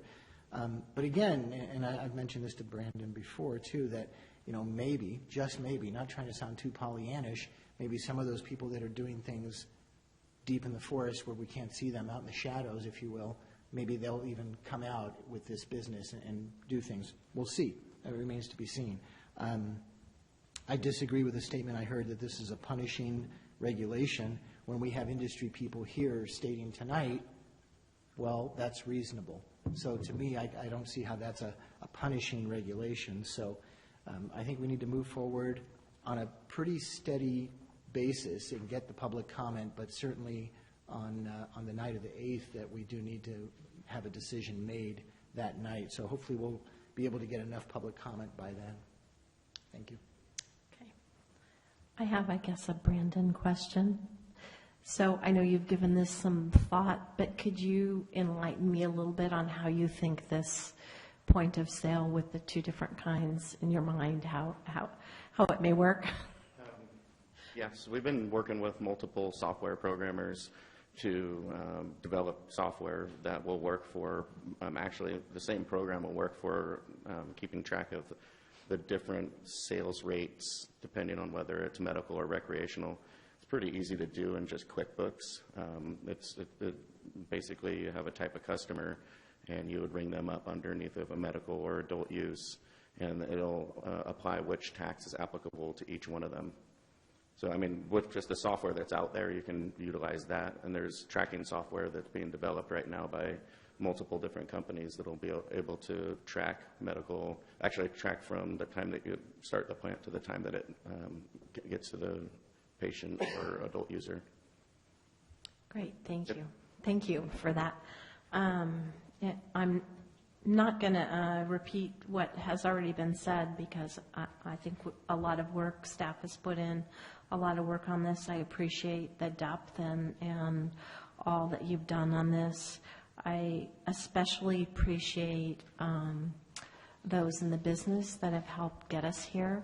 I also attended the meetings that we have. Brandon, you are a very good advocate, and I think that you have always been accessible and you have provided very good input. And I know that you have tried to help us do that balance between what's right and what we need in order to make this be successful. Same with you, Craig, to opening yourself up to staff. So I think that in the long run, I think when we work together, we end up having a better product. And I want you to know that I really do appreciate all the work that everyone has gone into, because this is a sensitive subject. It was something that was passed with not a whole lot of rules around it, and so we're all in uncharted territory. And so it's always good when the government and businesses can work together to come up with a solution. So I guess the one thing that was thrown out that I'm also open to exploring is the 3-year. It sounds like, from a business perspective, that may be helpful to be able to get this up off the ground, so I'm open to that.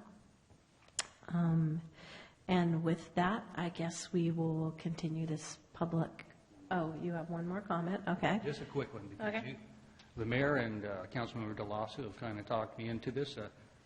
If there's an interest in suggesting to staff to look into the 3-year option, I would be open to that. I was just thinking of asking staff to work perhaps with the industry to see how something could be structured, what benefit can be offered for that extended time back for our community too. Because obviously, as I stated earlier, not to repeat myself, we do take a small chance of some loss of benefits to the community to give you that surety of the extra year.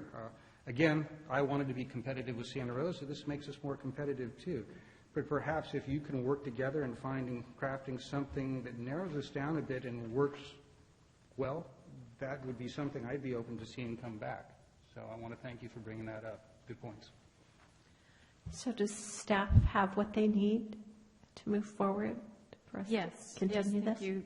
I would like to leave you with a couple of things. In response to Councilman Landman's question about the county's term, I was not able to find that in theirs, in all of their regulations, so I will look into that and let the council know so that you have that information. And then in regard to the patient cap, that cap resides in our dispensary ordinance, and so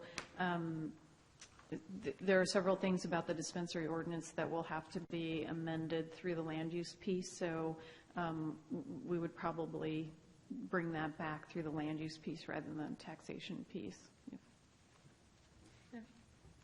And depending how we structure that, there might be a time frame for, because I doubt if it will change, who knows, but in the future, if we ever have more than one dispensary, once a dispensary's been in place and been a good customer, a good citizen for a number of years, I can see removing that cap. Perhaps initially, it may or may not be in place. I don't know, but thank you for the answer. And we can certainly look and see if there's necessary crossover, especially in conversation with them about the term. So, thank you. And I think we've already adjusted that cap once, is my recollection, correct? I thought we There was a recommendation to raise it, but the decision was not. Oh, okay. Well, actually, it did 10%. Yeah, okay, I thought there was a rate, okay. Sorry, my mistake. I don't always remember everything. Just enough to make everybody happy. Yeah.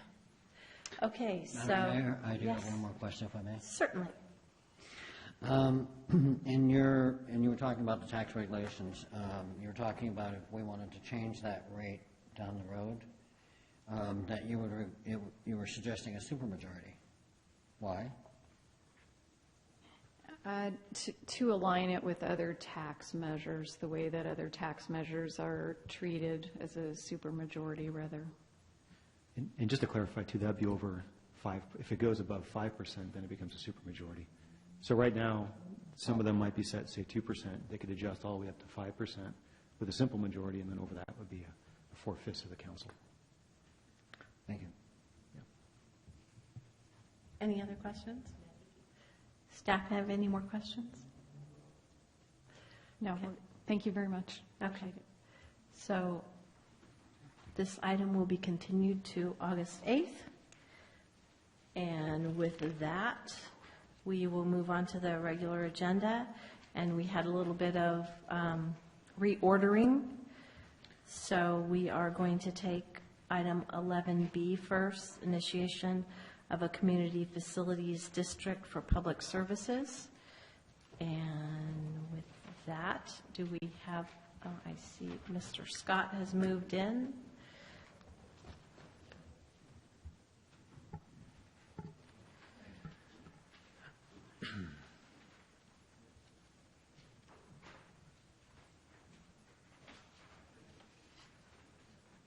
Mayor, members of the council, Craig Scott, Public Works Director, City Engineer. Tonight's item is the initiation of a community facilities district for public services. Here's an outline of the presentation tonight, starting with just a little background of what is a CFD, Community Facilities District.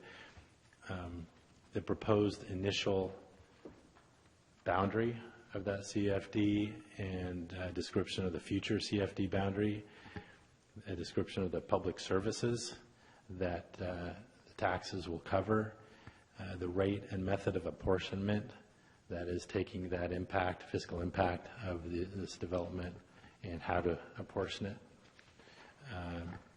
to the residents, and the process to establish the CFD, just to lead us into the actions for tonight. Okay, so a CFD is a community facilities district, and it addresses the fiscal deficit that is associated with new residential development. That is the impact of, there's recurring revenue from developments, and then comparing that to the recurring costs to a city. The costs outweigh the revenue, so we end up in a deficit unless the city has some sort of mechanism to recover costs to fill that gap. And so a CFD is such a mechanism. So it's under the Mello-Roos Act of 1982, and that provides this local agencies the authority to form CFDs. And with a CFD, the city can levy the special taxes within a CFD boundary for public services and related administrative expenses. I just want to be very clear that this is only applying to new development as it happens. And so I'll go to this slide. I've got these two slides sort of backwards, but the initial CFD boundary coincides with these 3 lots, which are the proposed Cotati Station development, which has gone through the entitlement process.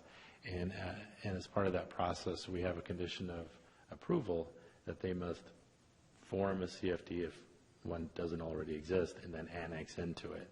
So that's the initial action is going to be initiating this process for that boundary. Now, going the wrong way. This slide isn't that clear, but what it intends to show is that the future potential boundary, which has to be defined at this point when we initiate it, is the jurisdictional boundary of the city. So, terrible figure, but we are getting a full-size print of this that will be recorded with the county, and the Cotati Station 3 lots is also shown on this figure as the initial boundary, and then the potential future boundaries out there. And the reason for the potential future boundary being established is that when we get future development, such as Kessing Ranch, it's also a condition for them that they would then the framework's already in place for them to be annexed into the CFD. Okay, so walking through that outline, here's a list of the public services that are defined at the initiation of the CFD. We've got the costs of contracting services if staff needs to be augmented with contract services, that's covered, and the maintenance or upkeep of facilities, equipment, vehicles, apparatus, and supplies. This is all proportional related to providing this service. Police protection services, the maintenance and lighting of parks, parkways, streets, roads, and open space, so it can be used for maintaining our streets, and then flood and storm protection services. This is a maintenance effort regarding our stormwater system. Is also going to be covered here, proposed to be covered, and staff labor costs and overhead costs to administer the CFD. Okay, so attached to the staff report is a fiscal analysis, which that's sort of the starting point, is to define that fiscal deficit that I started off mentioning. That is found in the fiscal analysis report. That's how it goes into the analysis of what additional impact, what's the revenue that's projected to be generated by this development, and then what are the additional costs to the city, comparing the two, and then following that, and it's saying, okay, overall for this development, it's going to be X. For the original 155 units of the Cotati Station, it was $99,000 per year. And that turned out to be in the order of $650 or so per dwelling unit. And so then that fiscal analysis has done its job, and then the next thing that comes along is this rate and apportionment study, which is to take that and how to allocate it to the dwelling units in a fair way. So what it came up with is it's to be applied to residential and single-family residential and multifamily residential units as $644.86 per dwelling unit for single family and $429.91 per dwelling unit for multifamily. And that's per year. And it would come into play the fiscal year 17-18 proportionally to when that dwelling unit was occupied, and then every July 1st thereafter, it would be adjusted by the San Francisco Consumer Price Index for 2%, whatever's larger, and no more than 4% on a given year. If when another development comes along, we can produce a updated RMA, allocation study, and so we are allowed to adjust the numbers as time goes by and conditions change. That's just built into what the Mello-Roos Act allows us to do. Okay, so the next item that was on the outline is the process to establish the CFD, and I failed to mention we have Axel Drelid from David Hossig and Associates that's available to answer questions that you may have, and of course Robin Donahue as well, and also here tonight is Guy Chambers. He's attending on behalf of the project developer. I'm sorry I didn't mention that at the very beginning, but there you are. Okay, so the process, I've broken it down into the two meetings that we're to have. The first one is where we are tonight, is the pass a resolution of intent to initiate the process. And there's three separate actions here, three resolutions. It is in this order: to adopt the local goals and policies that's required in the Act. So we're on record for having goals and policies. How do we want to use this Act's provisions to do this? And so that sets the baseline. And then the second action, which unfortunately is a third resolution in the packet, is to approve the boundary map. It's a resolution to do that. And then finally to act on the resolution to state, where the city states its intention to establish the CFD, and then also set the public hearing date for September 12th to actually act and establish the CFD. And so the next one is the public hearing to establish the CFD on September 12th. Before I conclude the presentation, I do want to bring up a couple corrections to the resolution of initiation. On this is page 161 of the packet. You might want to just make a note that on the resolved item 4, change the C to an A, where it says exhibit. It's exhibit A describes the public services, and the miscellaneous services are listed there. So it's there. And then the resolved item number 5, the next one, on the second line at the end, after boundary map, just insert which coincides with the parcels listed on Exhibit C, attached here too. So there's an Exhibit C that lists the 3 parcels. That just ties that exhibit in, and that was just overlooked in drafting and putting this together.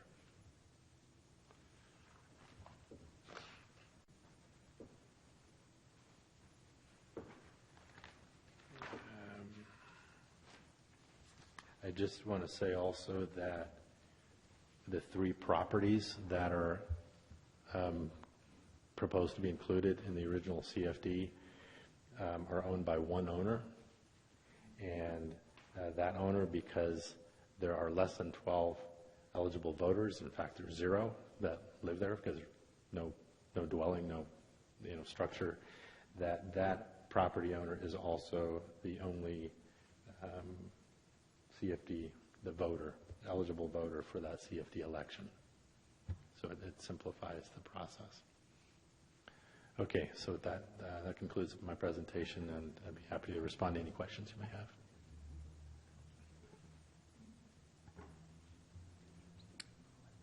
I'll start on this end this time. Mindy, do you have any questions? So your statement there, Craig, regarding the ease of the voting process with one, I mean, that could complicate it if the person voted no, would it not? I'm confused on that. I just wanted to bring that up. That's correct. Okay. But Well, it is a condition of approval of that person's Right. proposed development, yes. And then I thought I went through the staff report and read this, but just reaffirm it or deny that the property owners and any new subsequent property owners that this would apply to have a method of passing that on, do they not? Yes, it would be an established tax at that point. Right, And so, okay. yeah. Thanks. Go this way. John? If I understand it, as the CFDs grow and more properties come into play into those, it's possible that the cost would be lower due to the economies of scale? Or would they always be maintained at that 644 and 429 level? My understanding is a fiscal analysis, and Axel might be able to help me out here, is based on a cost of service already spread out over our population. And it's saying when you add another dwelling unit, this is what the additional costs are that the city would have to find some revenue for to support. So it's already spread out over our current citywide population. Okay. It's not just the population of these isolated areas. Right. Is that correct? Could you please come up so everyone can hear? Thank you. You're asking if the rate can be adjusted for future development, correct?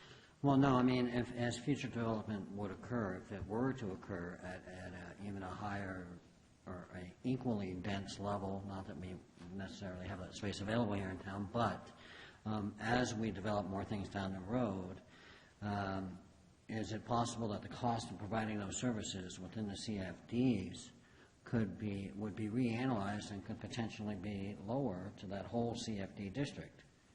Yes, they can be analyzed to go lower if need be. Okay. The rates. Okay, so it's there's a possibility, however remote, that with economies of scales, those costs are not going to go down. Right, they're just going to continue to go up with inflation. Putting on my engineer's hat, it's, if the city were to double or triple or something in size, then the economy of scale would kind of come into play.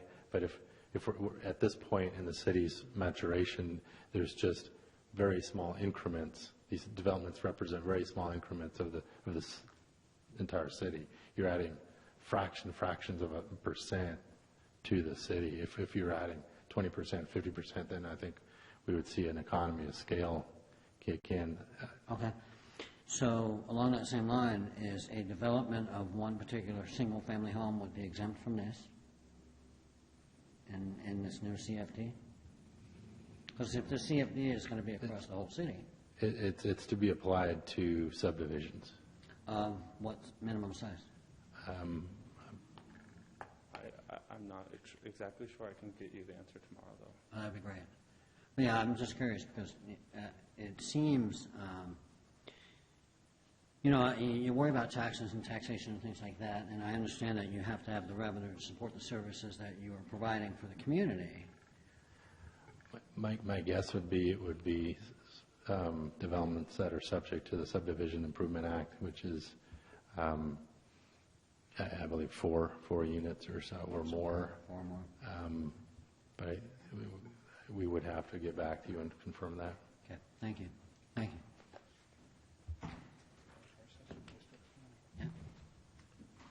All right. Actually, now that you've got all the way back to your seat through the mayor, I do have a question, I think, from our representative from DTA. Sorry about that. So not only do you get to sit through our exciting council meeting, but we give you Fitbit time, too, so that's really good. The question I wanted to have, in your assessment, you pointed out that As confirmed by the supporting data provided and cited, DTA does generally support the conclusion that the Cotati-Rohnert Park market for office space is not particularly robust, nor particularly in need of additional office development at this time. And what I wanted to ask you is, at what time might this area actually be open to, or more amenable to, or potentially even in need? And I ask this simply because I remember only 4 years ago sitting in meetings with business representatives, folks like yourself too, at Sonoma County Alliance meetings, essentially being told we have no need for office space whatsoever. We have a glut of office space in Santa Rosa, and it's going to be that way for 10, 15 years. Oh, we're in terrible shape. And now we're actually finding that, at least in Santa Rosa, I believe there is some interest in office space. I know some agencies we work with have been looking for office space, and it's, if not competitive, the market's not completely moribund. So what I'd hate to do is go with that conclusion that there is no need for it right now, sign off and perhaps some value, and because you do very clearly here point out that it's much more robust, particularly from a municipal viewpoint, to have a mix of commercial in there, much more cost effective. And it also fits in much more with our live, work, transportation mode, essentially planned Bay Area. What we're trying to do there, it's 3 legs. It's living by transit, it's having jobs and places to shop all in the same area. So if we chop off the potential for at least some jobs and some goods and services and shopping, all we're left with is the transportation part. So I wanted to ask you, that's a long way of asking, how long, what direction can you give me do you think our market's moribund, and would it be unreasonable to think that it might actually pick up in a couple of years if the economy doesn't tank again? So you're asking if taxes could, or if it could be imposed on resident, or on, office spaces? Not so much taxes. What I'm saying is that there's not a lot of need for it right now. This region, we have the highest vacancy rate, so I think that makes it very clear. But from what I've seen in Santa Rosa, those vacancy rates cleared out a little quicker than were expected a few years ago, and I thought, what if that happens here, and we go forward assuming there's not a need for a decade or so here? So I wanted to ask, can you give me any comment on that? I realize there's a little looking at a crystal ball involved in this, but...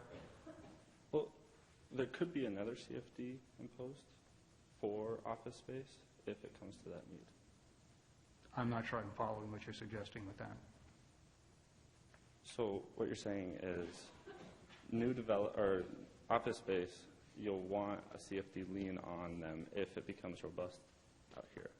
What I'm seeing is, what I see here is we're suggesting looking at letting go some of the requirement that we originally had in this area for commercial in the area because of the fact that it's no longer commercially viable as it was 10, 15, 20 years ago when this plan was put together. The need for office space just at this point, certainly particularly in this sub-region, isn't there. But I'm curious if you have any track record of looking around, seeing these dips and lulls in need for office space, how long they last, because I would hate to make a permanent direction here for this whole neighborhood, a pretty big neighborhood in a pretty vital area for us, and then see something change in 5 years and find, oh, there's a growing need.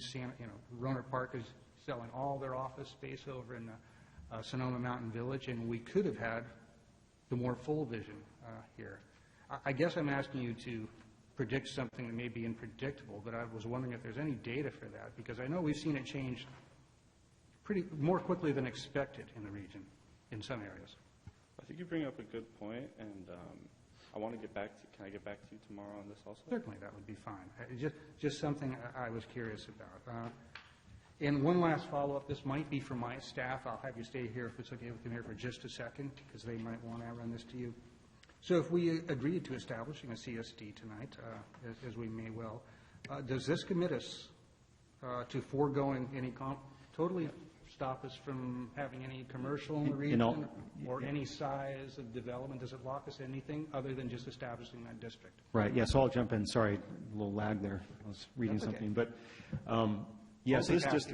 I like that. Yeah. That's what you want to see in a city manager. So, yeah, the action that we're proposing tonight is merely setting the boundary map for this that coincides with the jurisdictional boundary and establishing the first CFD district, which is just the Cotati Station's apartment So development. beyond that, it doesn't permanently lock any doors in any of those questions? It doesn't affect any zoning. Other than it helps make sure that that bottom line would be Right, taken right. care of. The intent there is just to make the revenue from a residential development whole from a municipal service standpoint. Right. It wouldn't have any effect on underlying zoning or the specific plan or. Okay. Yeah, so that's all still intact. Good, good. Okay, there were just a few points in their report that made me jump in. I'm getting into comments here, so I'll stop right there. I think too, Mark, if I may jump in, the commercial does not have such a disparity. There's more revenue and less costs impact on a commercial development. Exactly, which is why I was concerned if this was an action that would limit us completely on that, given some of the variability on this long term. So as long as I'm not deciding that tonight, I don't have to worry about it completely just yet. I'll only worry a little. Thank you. Okay. All right. I guess simply put it in the report as it says, simply put, non-residential uses typically offer more positive impacts to a public agency's general fund, largely due to the creation of higher property and sales taxes, coupled with a lower demand of public service, i.e. employees necessitate fewer municipal services than residents. And that's the gist of this, is that originally, as you pointed out, this was supposed to be mixed use, and now what we're being asked to do is to switch from mixed use to all residential, and that causes a deficit for us. And this is a method to help with that deficit. Is that kind of in a nutshell what this is? Is that, am I reading this report correctly? Yes, exactly. It's to help, help offset the new development and balance the budget that's currently at a deficit. Okay. So, thank you for that. Let's see, where are we at? We have had comments. Then I am going to open this up for public comment at this point. Anyone wishing to speak? Oh, good evening. Madam Mayor, council members and staff, my name is Guy Chambers. I'm a member of the Colgan Group, which is developing Katati Station. And I'd like to start by apologizing to Craig in advance. He had asked us specifically to review the document and ask if we had any questions. And on first reading, quite frankly, there was,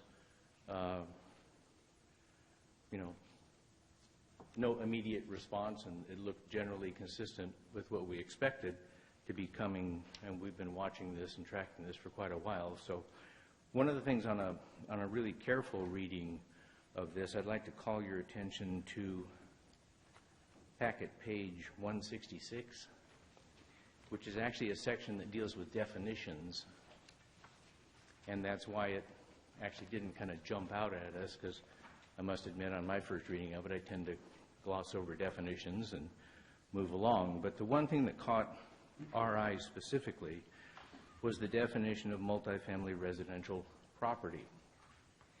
And if I read this correctly, a multifamily residential property means all assessors' parcels of developed property for which a building permit has been issued, et cetera, et cetera.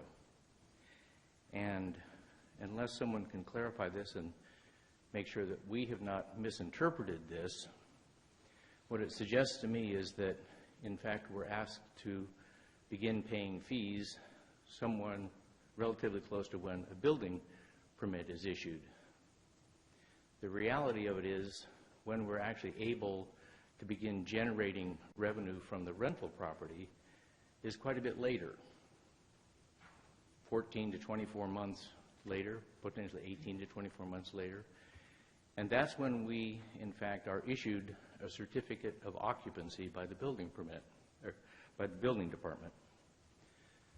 What we would like to propose to the city is the following. Since it's also going to take us additional time to begin generating revenue, to begin to have those units absorbed, we would propose that the wording of that be change from for which a building permit has been issued to wording that says when a certificate of occupancy has been issued. And I think the overlay of that would be that really all of these public services that are anticipated to be covered as part of this residential development, for the most part, would not go into effect until after the units are rented. And I think that that begins to put something that's much more fair back into this equation, and that would be our simple request as an amendment. It might also apply to the definition of residential property, which is further down on that sheet, but our request is most specifically relative to multifamily residential property definition. And that concludes our comments. Any questions for me? Anyone have any? Mr. Chambers? Yes, sir. Did, in reference to this particular development, did we not already defer some of the impact fees on there? I'm not certain of that. I thought a while back we had looked at doing a deferment on those impact fees until occupancy.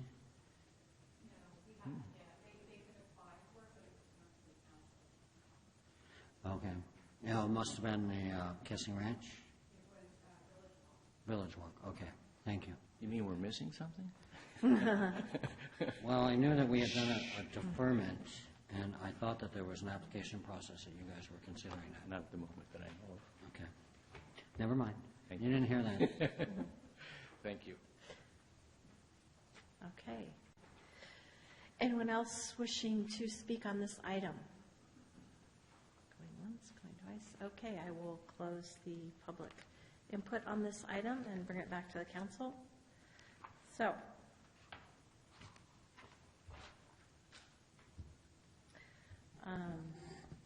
Damien? Can I ask a process question?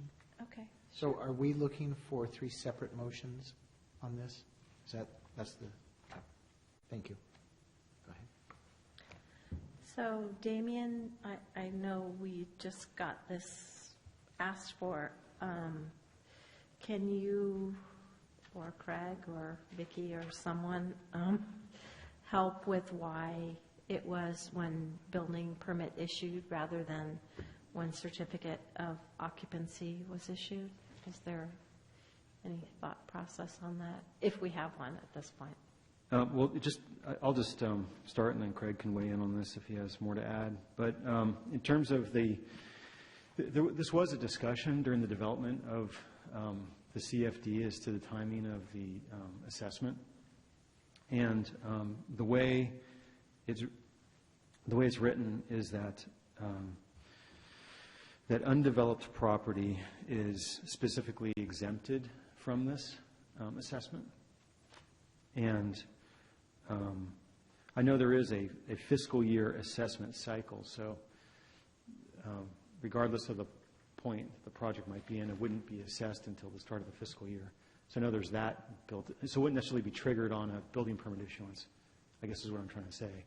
There's an annual cycle of once the land becomes developed, and which is mentioned, I think, what you're talking about in the residential property one, a little bit farther down that same page.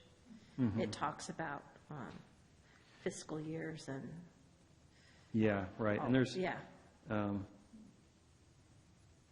It would have to be, so I guess it's a bit of a timing thing, right? So you have on packet page 165, there's a definition of developed property. So if there's a building permit issued after January 1 or before May 1 for the fiscal year preceding the fiscal year, so there's a window of time there where I think from an administrative standpoint, they look at what permits have been issued in that period of time, and then those units are captured and then rolled into an assessment. But anything that's not been issued a permit, I mean, it could be issued a permit in June, and it wouldn't get assessed until the following fiscal year, just because of the way the cycle worked. But I think that the point was that it could take 14 to 24 months to do that development, and past that, I'm going to guess a small amount of time to actually get the units occupied to be able to recoup that. It's possible depending on the construction timing. Right. There's some overlap there. Yeah. I know one of the things that we discussed with DTA during the development of this was, do we want to prorate it like basically immediately? And we said, no, we'd rather just wait until the permits are issued and we can get into a normal cycle, rather than try to get some upfront cost, which would kind of lead to that point that the speaker brought up, which is we don't want to be assessed prematurely because we're not generating revenue from the property. And I think this is although it may not be perfect, it's an attempt at trying to hold assessments until a certain point each year where the properties get relooked at and determined if they're undeveloped and therefore exempt, or if they're considered developed at that point and then taxed. So I guess if I put it another way, based upon what you said, no one would likely want to get a building permit issued between January and May. They will want to wait until after the 1st of May so that they have that development time.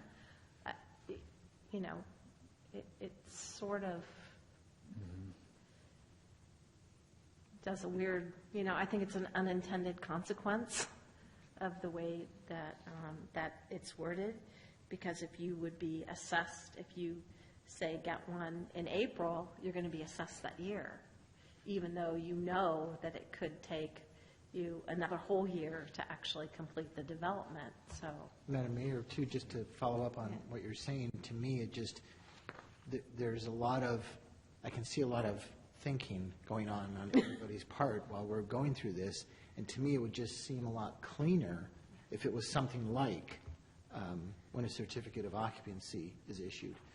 That's a more definitive timeline, and whether or not a structure is occupied, that's a separate issue. But I think just trying to make this as understandable and clear as possible. I think that suggestion is a pretty good suggestion. There's 5 of us up here, but I'm just throwing that out. That gives, I think, a clearer point in time. And could I ask a minor question following that line?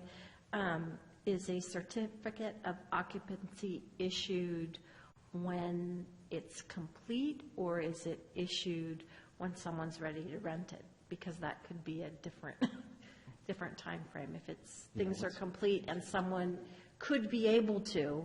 Right. It's by code inhabitable, right? Inhabitable. Okay. All right. Thank you for that clarification.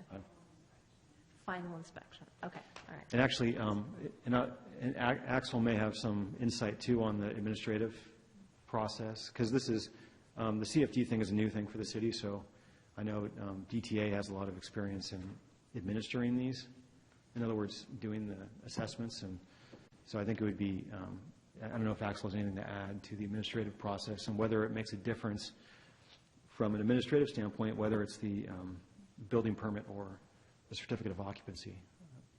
I just don't know the answer. You want to come back up, Axel?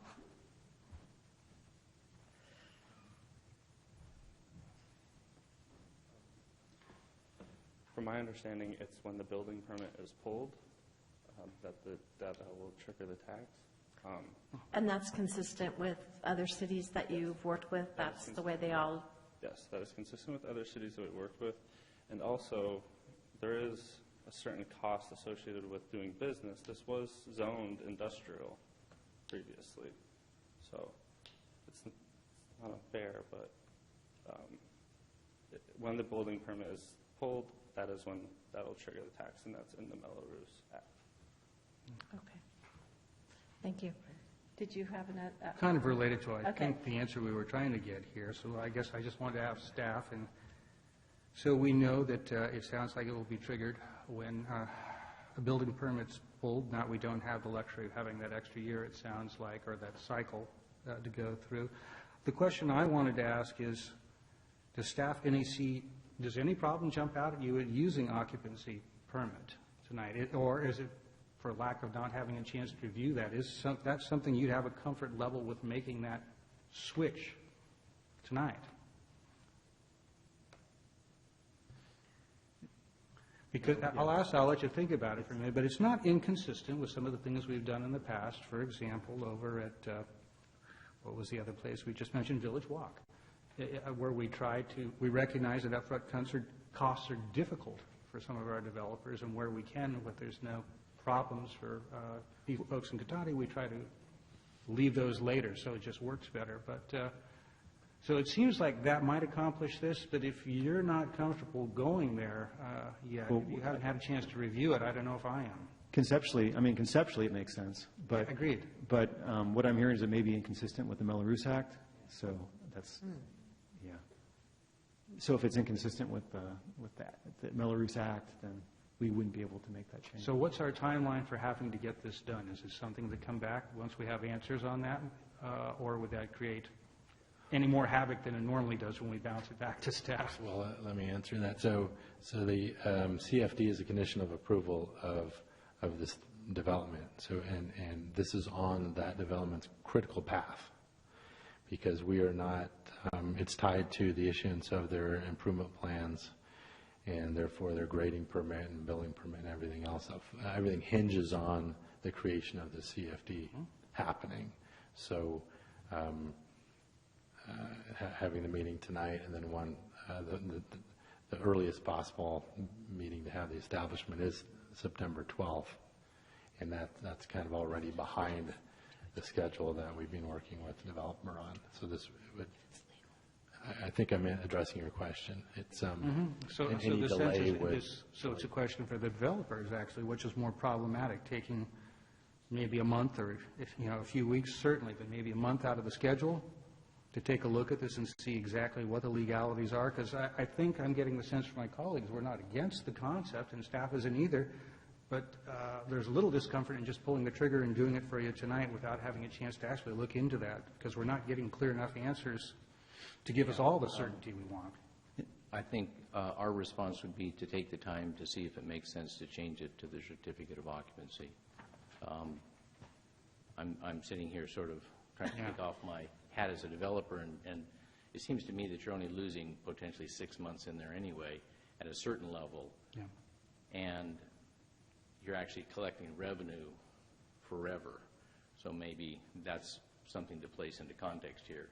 It might be something that's very short, and the things that are actually being covered and the expenses that are being covered really are not going to hit until after these buildings I don't think are there's a occupied. concern among this group or staff about the delay whatsoever, Mr. Chambers. I think that would be just a guess. Councilman Lemon. I think the other thing. There may be some, but I think that. And I'm also. I should never say that, but I'm also hearing there actually may be a third option too, which is that we can explore this question, and we're supposed to come back on September 12th anyway. And apparently, if that is an option, it's something that we could bring back on the 12th when we actually form the district. So I guess we don't have to make that decision tonight. We can. There's also one other absolutely draconian kind of situation that I want to make you aware of. I work for an architecture firm in San Francisco. We did not work on this specific building, but I think there's a very famous case down in San Jose at Santana Row where an absolutely massive apartment building went up in flames. I remember. Probably about 10 years ago. We just had one over here in Oakland about a month ago. 400 units went up in flames.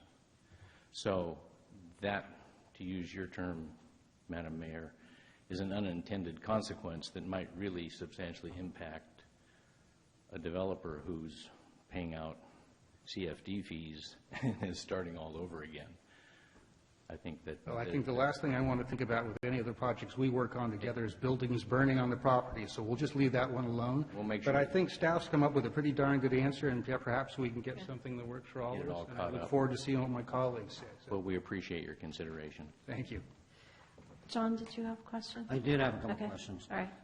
In light of the comment from Mr. Chambers regarding a draconian situation where the development could go up in flames prior to occupancy, is there a possibility that services can be utilized prior to occupancy in the CFD? I mean, in essence, it's a lighting and landscape assessment type district, correct? There, More than that. I mean, there definitely could be, some lighting, so in concept, right, you could build a structure and not occupy it, but have lighting and landscape and storm drain and other type of services provided to the. Right. And then on our previous lighting and landscape districts, assessment districts, we have been in situations where those have not been funded adequately, and we've had to wait to do certain things in those particular districts. So I would think, in a fiscally prudent manner, maybe not to the development company, but to the city itself and to the citizens, if you start to fund that bank, then you're going to have a better base there, much like you would when you're looking at self-funding insurance and things like that. If you start out with a good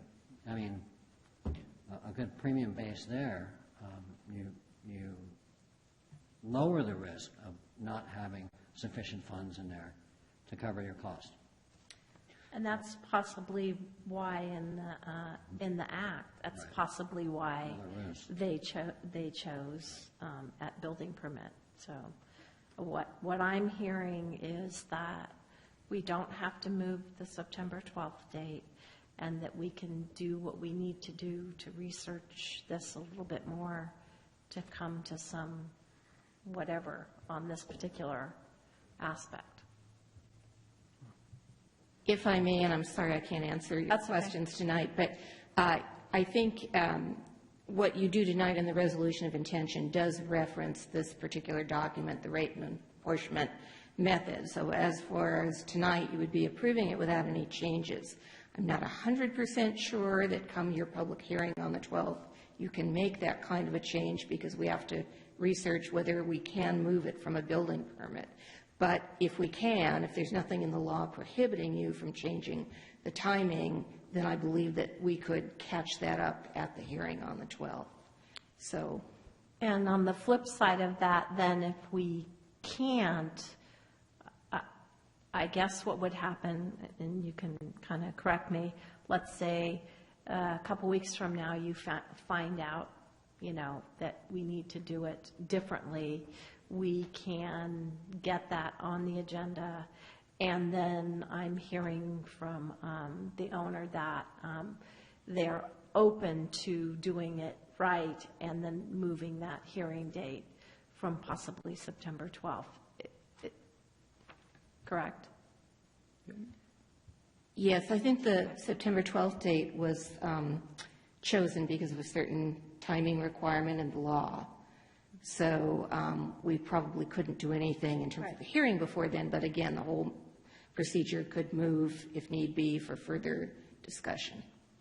And I'm hearing that what I heard from the applicant is that they would rather us go through that time to research that rather than stick to the 12th, September 12th date. Yeah, okay. All right. Yes, John. One more final question, if I may. What's the total cost of this?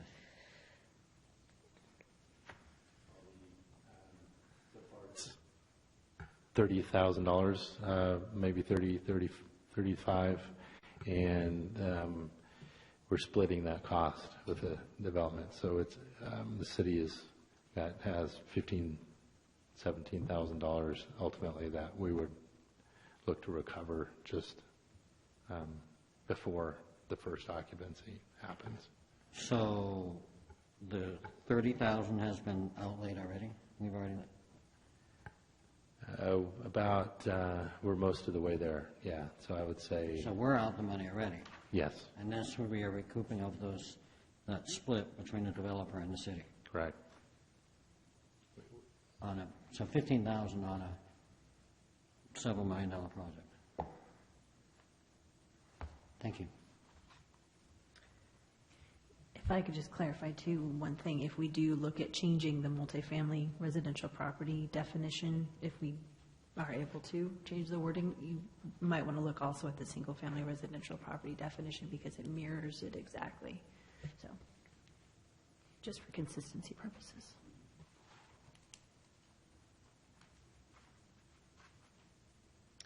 Okay. So what do you need from us tonight?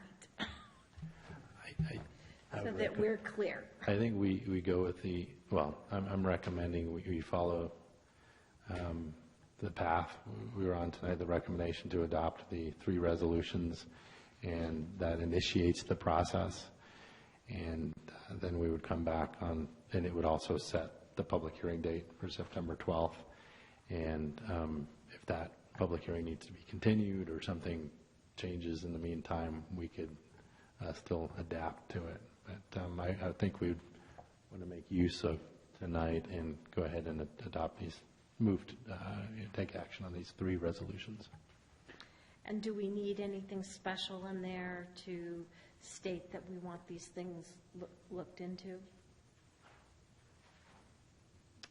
I would not recommend putting that in the resolutions themselves, but clearly we have it in the record that we will get back to you on that. Okay, so we don't need anything extra in the motions. Okay, that I just wanted to help out for whoever it is that's going to make these motions. I would make a motion, Madam Mayor, that we adopt a resolution approving the Community Facilities District goals and policies. I'd second. That's your first motion. I have a motion and a second. All in favor? Aye. We'll let that show a 5-0 vote on the first item. I would move, or I make a resolution that we state the intention to establish the CF resolution number 3 as number 2, right? Correct. The boundary map should come next. They put them in the wrong order in the packet, but the next resolution would be approving the boundary map, if you would. I would make a resolution that we approve the CFD boundary map. I'll second that. I have a motion and a second. All in favor? Aye. And finally, I would like show to make a 5-0 vote. Sorry? And finally, I'd like to make a final resolution that we and state the intention to establish a CFD, designate future annexation area, and subject to the required voter approval, to authorize the levy of a special tax and establishing the date, time, and place of public hearing to consider such matters. Second. I have a motion and a second. All in favor? Aye. Aye. Let that show 5-0 vote. So, and staff has what they need? All right.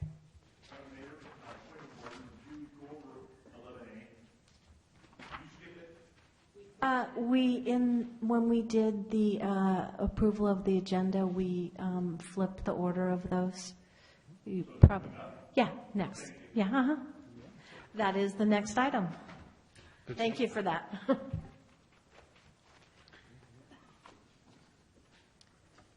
Okay. All right, thank you, Mayor, members of the council. So this is an update to the City Council rules. And included with the staff report is the policy, the adopted policy that was approved by the council in early 2016. And it's a best practice to periodically review these and update them as needed. And the 2 changes that are shown in the packet is one of them, and flip to the page. On packet page 106, this is a reordering of the order of the agenda items. And the only change here, well, there's actually 2 changes, but the main change is the direction on future agenda items, which is currently sandwiched between citizens' business and consent calendar, would move to after consent calendar. And the reasoning there is that during citizens' business, we take public comment on both citizens' business as well as the consent calendar. And currently, we have direction on future agenda items in between them, and so in terms of meeting flow, it kind of disrupts it. And then oftentimes, we end up reopening consent calendar again, so just to make it more streamlined. And then also, it keeps direction on future agenda items close enough to citizens' business that it's still fresh in everyone's mind. So if there's direction that comes out of that public comment period, that it's still reasonably close to that public comment period. Also, the closed session item is deleted from the start of the agenda order, and that's only because closed sessions because they're not defined as a regular meeting. They are separately agendized now is how we do it. So it wouldn't be part of our normal order of business. It would be a special meeting, which is how we do it. So it's just reconciling it with how we actually run those meetings. And then the second change is under disability accommodation, and that's just, again, to make it consistent with how we actually operate our council meetings. So with that, I would be happy to answer any questions. Do you have a question? I do. Okay, there you go. Just one question. Logical, very supportive of the change to moving direction on future agenda items, also very supportive of eliminating the line from number 4, disability accommodation. One question, and this is probably for City Attorney Donahue, I think, regarding that. This is a hypothetical, but it's also a situation I could see easily happening, particularly if we have a well-attended meeting, and if there's an item of sufficient community interest, we could have somebody speak with extra time for accommodation, which we, of course, wouldn't mention. Then a member of the public might subsequently wish to speak and might wish extra time. We wouldn't, but if they had not filed a request, they may well ask, why am I not being granted extra time like the person before me or something? What appropriate response would we have for that? There must be something we can say in that situation just so there's clarity for the public that everybody's treating fairly. Well, I think the best way to handle that would be to have the printed information about disability accommodation as part of our ADA language that I believe we have now on the front of the agenda, so that we can just point to this is part of our, this is being done under our rules for ADA and let it go at that. As long as there's a way to be able to respond to that. And yes. We frankly probably won't ever have to cross that bridge, but I wanted to make sure we had a way to speak to it because I wouldn't be surprised to see somebody ask that potentially. I know I might have that question if I came down to a council meeting perhaps for my first time and noted that. So right. I think we could, to answer that, though, we would just simply say that's pursuant to our rules, you know, and the mayor could shown just point on to that page 1 and cut it off there. Cut it off there without going into who has a disability or what it is or any of that kind exactly. of thing. Yeah. Sounds good for everybody. Thank you. Okay, thank you. Any other questions? I do have one minor typo and a question. On page 87, under council privilege, orders of convenience, item C, appeal, I think there's an extra of. If the presiding officer makes a ruling that a council member of disagrees with, I think the of needs to go away, just my 2 cents. And then on page 91, council interaction with the public, all along in this, we talk about the presiding officer, but almost down towards the bottom, we say the mayor may also direct questions to the city manager. I think since everywhere else it says presiding officer, we probably should make that change there, make it be consistent. Okay, and then the only thing that I kind of like to talk a little bit about is at the top of page 91, it talks about persons who do not wish to use speaker cards are required to provide comments at the start of public comment prior to those who submitted cards. Persons who have not submitted comment cards must indicate an intention to provide public comment by raising their hands to obtain recognition from the presiding officer at the start of public comment. We don't necessarily follow that particular order, and I guess, you know, thinking, you know, kind of out loud a little bit, oftentimes, you know, we'll get speaker cards and someone may speak. That may prompt someone who didn't fill out a speaker card to want to make a comment. So I'm not sure, you know, we can talk about this, but I'm not sure that that's necessarily that hard and fast, that only those that provided speaker cards get to speak last. Anyways, that's my 2 cents on that. Anybody else have any comments before I open this up? What if they don't have any hands? Oh, they'll have to raise something. I don't know.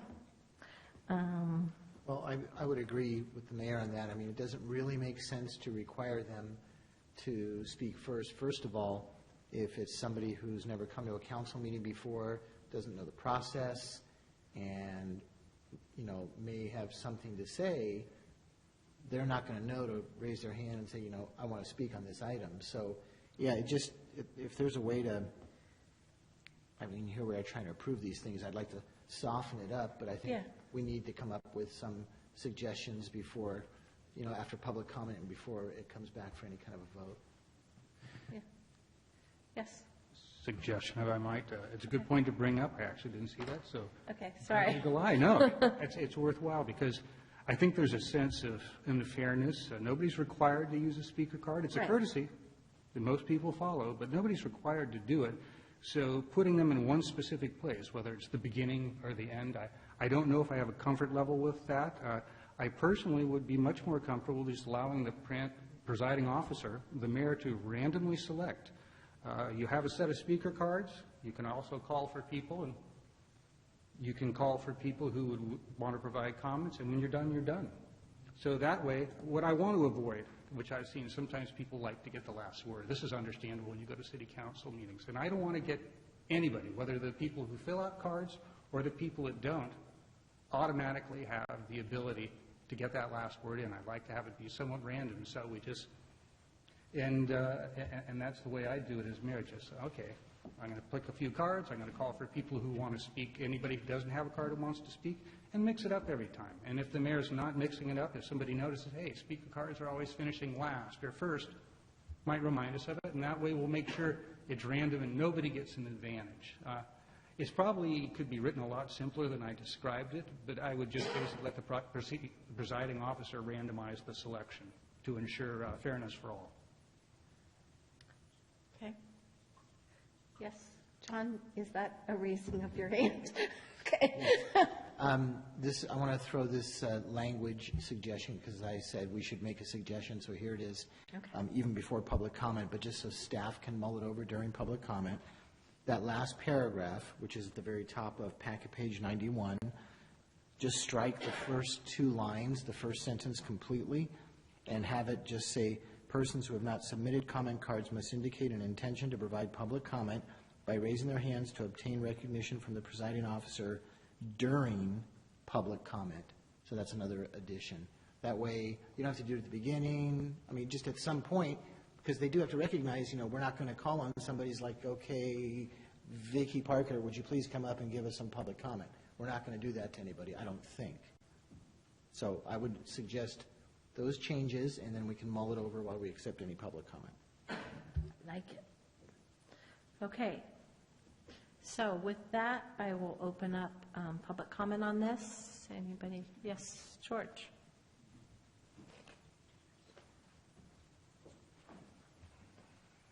I'd like to make a quick review of the history of the speaker cards. You know, it was a few years ago when Tammy Taylor was clerk, we went through a complete fiasco with her and Diane Thompson coming up with housekeeping rules. And she would read those housekeeping rules at the beginning of the meeting, and within a few months, they started taking on changes, small changes, little by little, never ratified by the council, never really talked about by staff, but these housekeeping rules kept changing. And then the idea of the speaker cards came up, and for the longest time, maybe 2-3 years, the speaker cards were printed, sometimes in black and white, sometimes in color, but they never had a disclaimer on there or any instructions that said these speaker cards are purely optional in accordance with the Brown Act. They were void of that. A copy of that was taken to the District Attorney of Sonoma County, and a complaint was lodged. It was about 6 months later when finally the city of Cotati changed the speaker cards to actually have that exception written on the cards that says speaker cards are purely optional. I got to tell you, Council, it took some 3-4 years to get that in place. But, you know, you say sometimes government works slowly, but eventually we get it done right. I do have a concern about page 106, about closed session. I'm not really following your logic here. and maybe you can spell it out a little bit differently. When you come out of closed session, if we follow your changes that you're going to make, when you come out of closed session, you're going to have to reconvene closed session, make your report, if any, close the closed session, and then open up the city council meeting.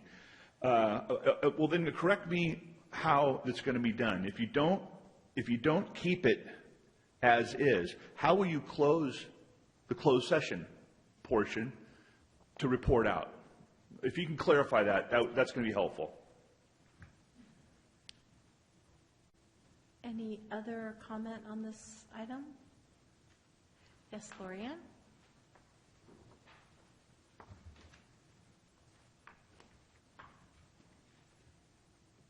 Yeah, just a quick comment on what you all were talking about. I think it seems quite reasonable not to, or to allow there to be a mixing of comment cards and non-comment cards, because I think, as I forget who said it, maybe John, especially for first-time people or new people, they don't necessarily know what to do. So I appreciate you taking that up, and made sense what you were talking about. Thank you for your comments. Anyone else wishing to speak on this item? Seeing none, I will close public comment. Ms. Donahue, could you enlighten us on the closed session? I know that becomes a little odd because now those are also a different meeting. We have special noticing and, yeah.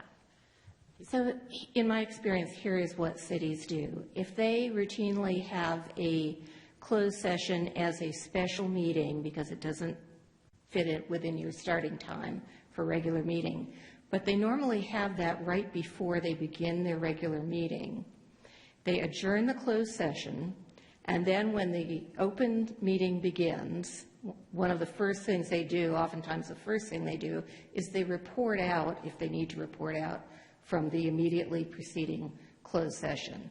The Brown Act requires that you go back into the chambers and report out. So if you're going to have your open meeting immediately following it, that's what you're doing. You're complying. You don't, you start your regular meeting and you report out of the closed session. Sometimes you may have a special meeting closed session on a different day of the week or a different time, or, an hour after your regular meeting adjourned. In that case, when you finish your closed session, you come into what is frequently an empty chambers and you make your report out. There's no one there oftentimes to hear it, but you make the report. So here, where you typically do have your closed session right before you start your regular meeting, it is appropriate to make the report out at the beginning of your open meeting. Okay, thank you for that clarification. Okay. So. I'm sorry, can I ask staff about my suggested edits, if you've mulled those over? So, I have mulled it over. I think, I think it would be, I think the proposed edits would, accomplish everything that I heard up there tonight, both with not forcing a certain order, allowing the presiding officer the leeway to choose speakers in the order in a randomized order, as well as, like I said earlier, get away from a fixed order of speakers. So I think the edits that were proposed are good, as well as some cleanup language proposed by the mayor, and then, of course, addition to the language that was also proposed in the staff report. Okay. Yeah. Okay, everybody's staring down at their desk like sixth graders. So I'm going to say, hey. That's a compliment. I'd like to move to adopt a resolution approving updates to the City Council meeting rules with the suggested edits to packet page 91, first paragraph. Do you have to also include the suggested cleanup language by the mayor, too? Right. Yes.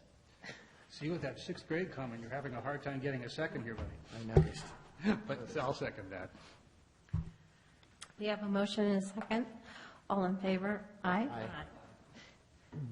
With that, show a 5-0 vote, and it has been requested that we take a 5-minute bio break. So with that, we are going to take a very short recess. And no wandering, please.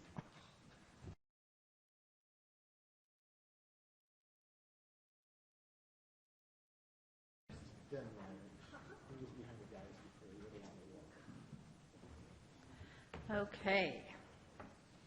So our next item is item 11C, and that is direction to join the Climate Mayor's Initiative. Yes, thank you, Mayor, members of the council, in the effort to move it along so we turn the lights off and save some GHG. Yeah. Not to rush anything, I'm just saying. The sooner the lights go out, the less energy we burn. Anyway, so this item is about the the Mayor's National Climate Action Agenda, which is known by the totally unpronounceable acronym MNCAA, which they coined into Climate Mayors to make it more remember. You can remember it better. Anyway, so there's two actions here. One is to join the Climate Mayors, which is a mayor-to-mayor network of U.S. mayors that collaborate on climate change issues. It was, as the packet says, it was originally founded by Los Angeles Mayor Eric Garcetti and some other mayors of big cities such as Houston and Philadelphia for the purpose of committing U.S. mayors to work together to strengthen local efforts to reduce GHG emissions. And it's currently, administratively, it's currently still run by the city of Los Angeles. And being part of the so-called climate mayors would provide the city the ability to join into RFPs. For example, they're doing an electric vehicle group procurement, if that was something that the city or any city in the group wanted to participate in, as well as potentially signing on to open letters regarding climate issues. And in the packet, there's there's actually all of the past open letters that have been sent by the Climate Mayors Group, so you can see what kind of letters those are. And you're not automatically signing up to that. It just, you're part of the group supporting climate change initiatives, and we can sign on to these letters if we so choose. There's several cities in Sonoma County that have already joined the Climate Mayors. City of Healdsburg, City of Petaluma, Santa Rosa, and Windsor, that I'm aware of, at least at this point, that are listed on the Climate Mayors website. And there's also a map in the packet that shows the climate mayors in the United States. There's quite a few stars on that map. And so locally, I will say, and I'll start with the region, and then I'll get down to the city of Cotati. But regionally, in 2009, there was special legislation at the state that founded the RCPA, the Regional Climate Protection Authority, which is, at least at the time, was unique in the state. Is an agency formed for the express purpose of coordinating and helping come up with measures to fight climate change. And just recently, I think was mentioned earlier during public comment, the RCPA Board of Directors adopted the Climate Action Plan 2020, which is currently in the courts, but that was a regional document intended to coordinate everyone's climate actions. And also, locally, the city of Cotati has done several things. And we've had, and they're actually all outlined in the resolution, but we've had resolutions to reduce greenhouse gases both in city operations. We've committed to that. We've also committed to community-wide GHG reductions, and we've adopted, there was a climate plan, which was an inventory of municipal operations and recommended actions to take, many of which we've already taken, such as the lighting retrofits, the pump motor retrofits. So we're well along the way in doing things that we can do. And then, aside from municipal operations, we joined, we were one of the early joiners of the Sonoma Clean Power, which, from a community perspective, was a huge change in terms of our overall community GHG emissions by the more renewable power mix that Sonoma Clean Power offers just out of the box compared to our previous power mix offered by PG&E. And one last thing I'll say about the climate mayors before I move on to the next point is that this group has grown quickly. It was formed in 2015 initially with 27 member mayors. It grew to 75 members by March of 2017, and as of June 1, there are 357 mayors as part of this group, representing about 66 million people in the United States. So rapidly expanding, and as part of this group, some of the cities are also adopting, although there's no way to adopt the Paris Agreement as a subnational entity, some other cities as part of this Climate Mayors group have also adopted resolutions supporting the goals of the Paris Agreement, which is also included in the packet as something to consider tonight as an action. So with that, I'd be happy to answer any questions. Okay, thank you. Wendy, questions? No, I don't really have any questions. I didn't really see a downside to it, just because it seems the mayor can adjust how much or how little they want to be involved in the organization. So, thank you. No questions? Comments after public Okay. No questions. John, questions? Okay, all right. With that, I will open public comment on this item. Yes, George?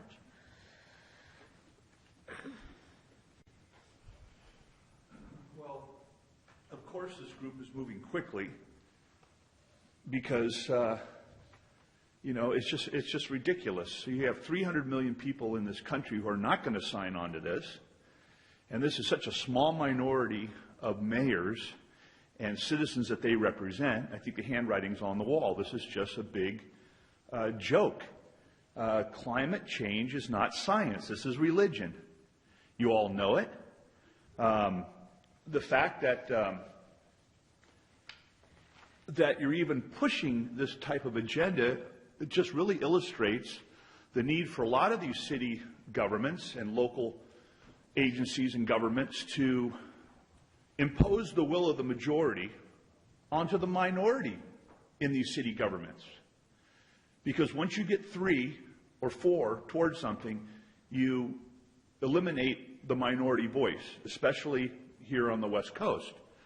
What I would propose is, rather than wasting a lot of staff time and so forth, is that you take your power and your right as city officials and you use your city letterhead that you are entitled to use by law, and you write your personal letters to whatever agencies or elected officials that you want to and have your voice be heard. Now, you remember when I was on the council, there was no policy at all about how to use city stationery.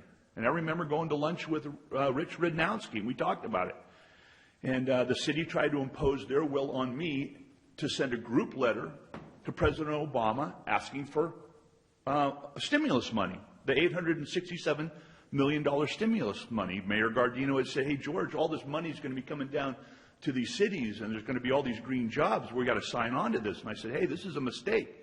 We're going to put this country deeper into debt. Sure enough, 8 years later, the national debt doubled, and President Obama and his minions added some $10 trillion to the national debt.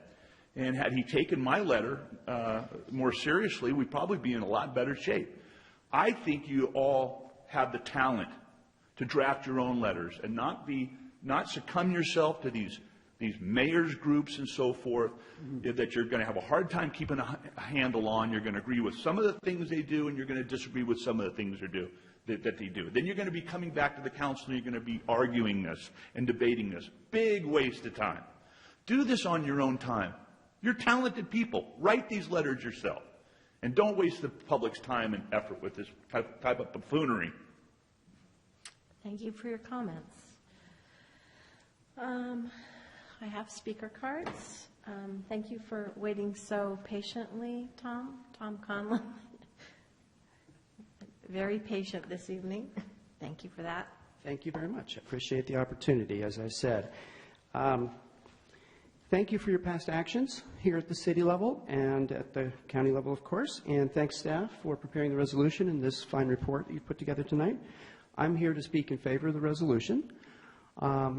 It is the least we can do at this point in time. Paris was widely recognized to be less than what might have been hoped as a global commitment, but it was a commitment nonetheless.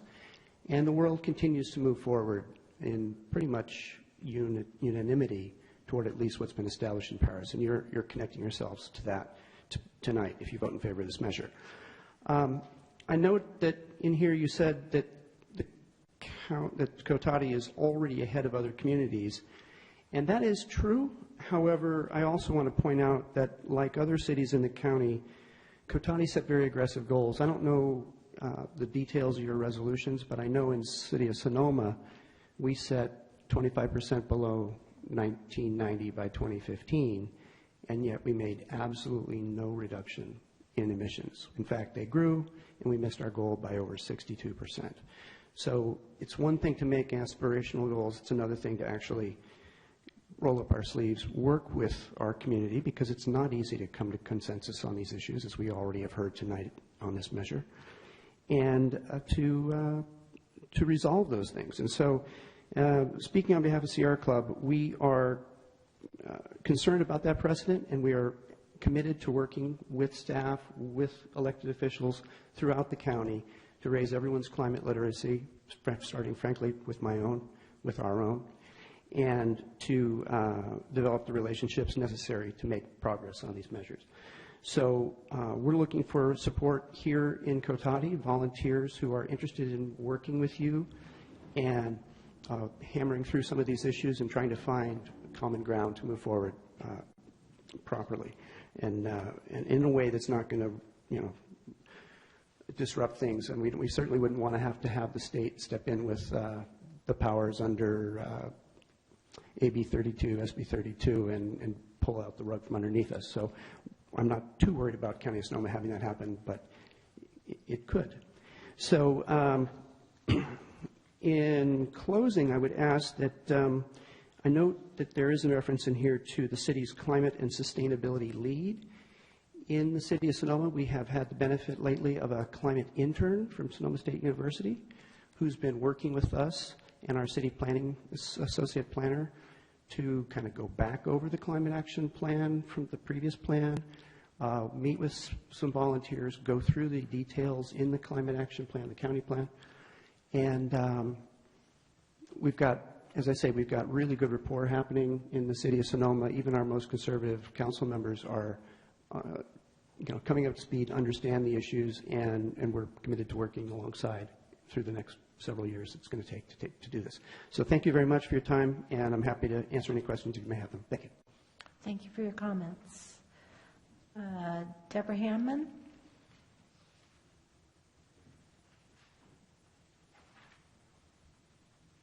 And thank you for sticking through our meeting. Thank you, Mayor and City Council members, staff. I don't have a whole lot to add to what Tom said, but I just came out to kind of express my support for this recommendation and the resolution in support of the Paris Climate Action. I appreciate what Sonoma County and the City of Cotati have done to already address this issue. I think the county and the 9 cities have been real leaders on this issue, and given the lack of support for addressing climate change at the federal level, it's really important that people start taking more aggressive action at local levels. So just want to acknowledge all you've done and thank you for your work and show my support for this initiative. So thank you. Thank you for your comments. Lori Ann?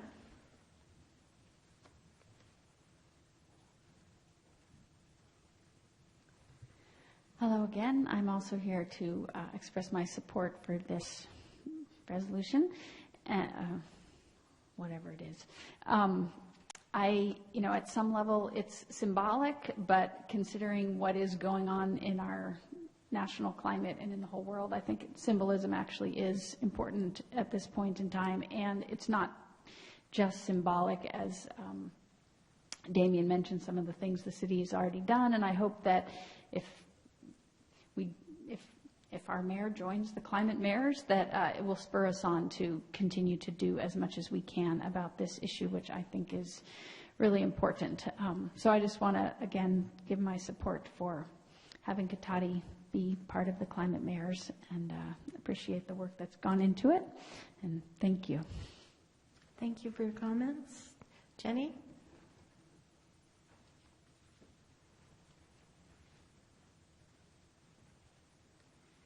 Good evening, and thank you. And I also just want to add my support and thank you for the work you've done to put this onto the agenda, for all the work that the City of Cotati has already done in this area, and also would encourage and support you to do as much as can be done, as much as you can continue to implement to move things in the right direction, following maybe some of the suggestions that Tom Conlon was just making. Thank you very much.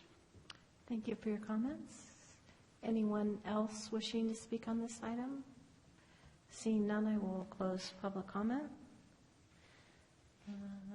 Yes. Vice Mayor. Thank you, Madam Mayor. So, it was indicated this was perhaps political in nature, something that would be best done on a personal level, but actually, rather than politics, this is just simply ratifying the course that our communities have already embarked upon.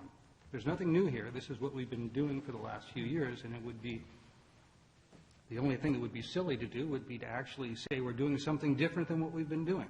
This is just the simple fact of it. And as far as moving quickly, I actually brought this. I asked for this to come because I was concerned we weren't moving quickly enough. I had this concern disappointment really, that we weren't leading on this, seeing other communities move forward. But I actually look at where we're at tonight in the county, and I'm very pleased to note that if we support this tonight, we tip this over to where now the majority of cities in Sonoma County are supporting. That's a good benchmark to be at. It's a good place to be, and I think it does help bring some value. So I'm very supportive of this, and I want to thank staff for the time of putting this report together and bringing it to us, and also for the support from the public coming out to speak on this. That's very helpful. Thank you. John, do you have comments? I would also support this direction. I'm certainly glad that we do believe in science, and I don't believe climate change is a religion. I think 97% of scientists are supporting the idea that there is climate change there. So I'll just leave it at that and say that I would support this direction. Okay. Wendy? Thank you. Yeah, I'm definitely in support of this, having worked in environmental law years ago and continuing having that as a passion of mine. So I'm very excited to see. And also, as I said before, any mayor, sitting mayor can adjust how much involvement they have in it. It's just becoming a member in the first place and then being able to choose how much you want to do once you are. So I'm definitely in support of both items. So I guess I'd like to throw questions out there like, do you like clean water? Do you like clean air?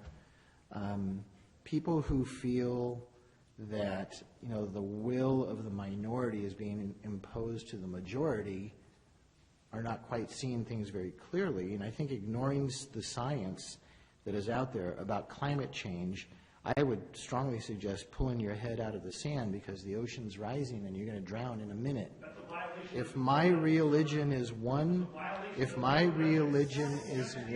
Excuse me. that believes in caring for this planet and the future generations that will inherit it, if that's my religion, then I have to say amen.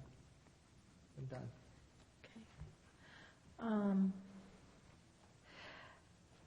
We can't really do very much about what's happening nationally, and we can't do very much about what's happening in the world. All we really have control over is what we can do here in Cotati.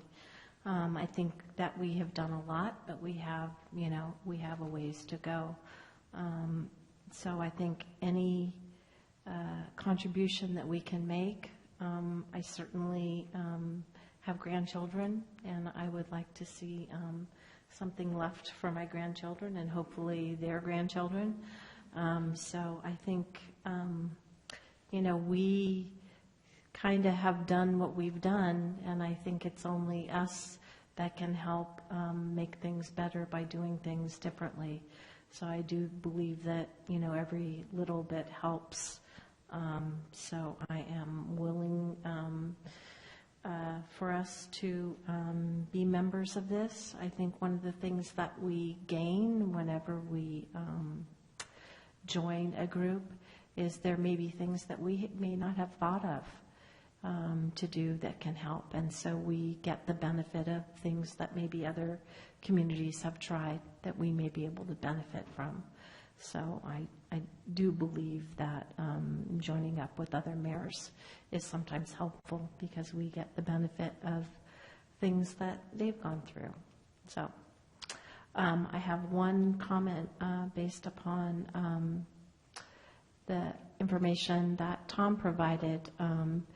He mentions the construction and demolition.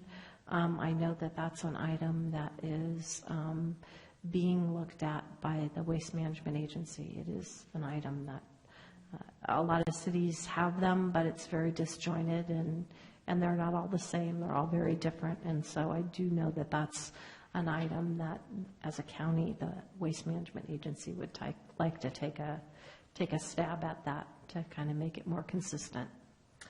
And with that, yes. I'd like to move this, but I have a process question. Okay. First, Madam Mayor, for our city attorney here. So we're asked to give direction to the city manager to initiate membership, but then it says consider adopting a resolution in support of Paris climate. So would I be, since we have direction from the council, would I only be moving a resolution? I believe that's all you need to do. There was unanimous support for joining the initiative. So we have our direction, and with that, I'd like to move a resolution in support of the Paris Climate Agreement. Second.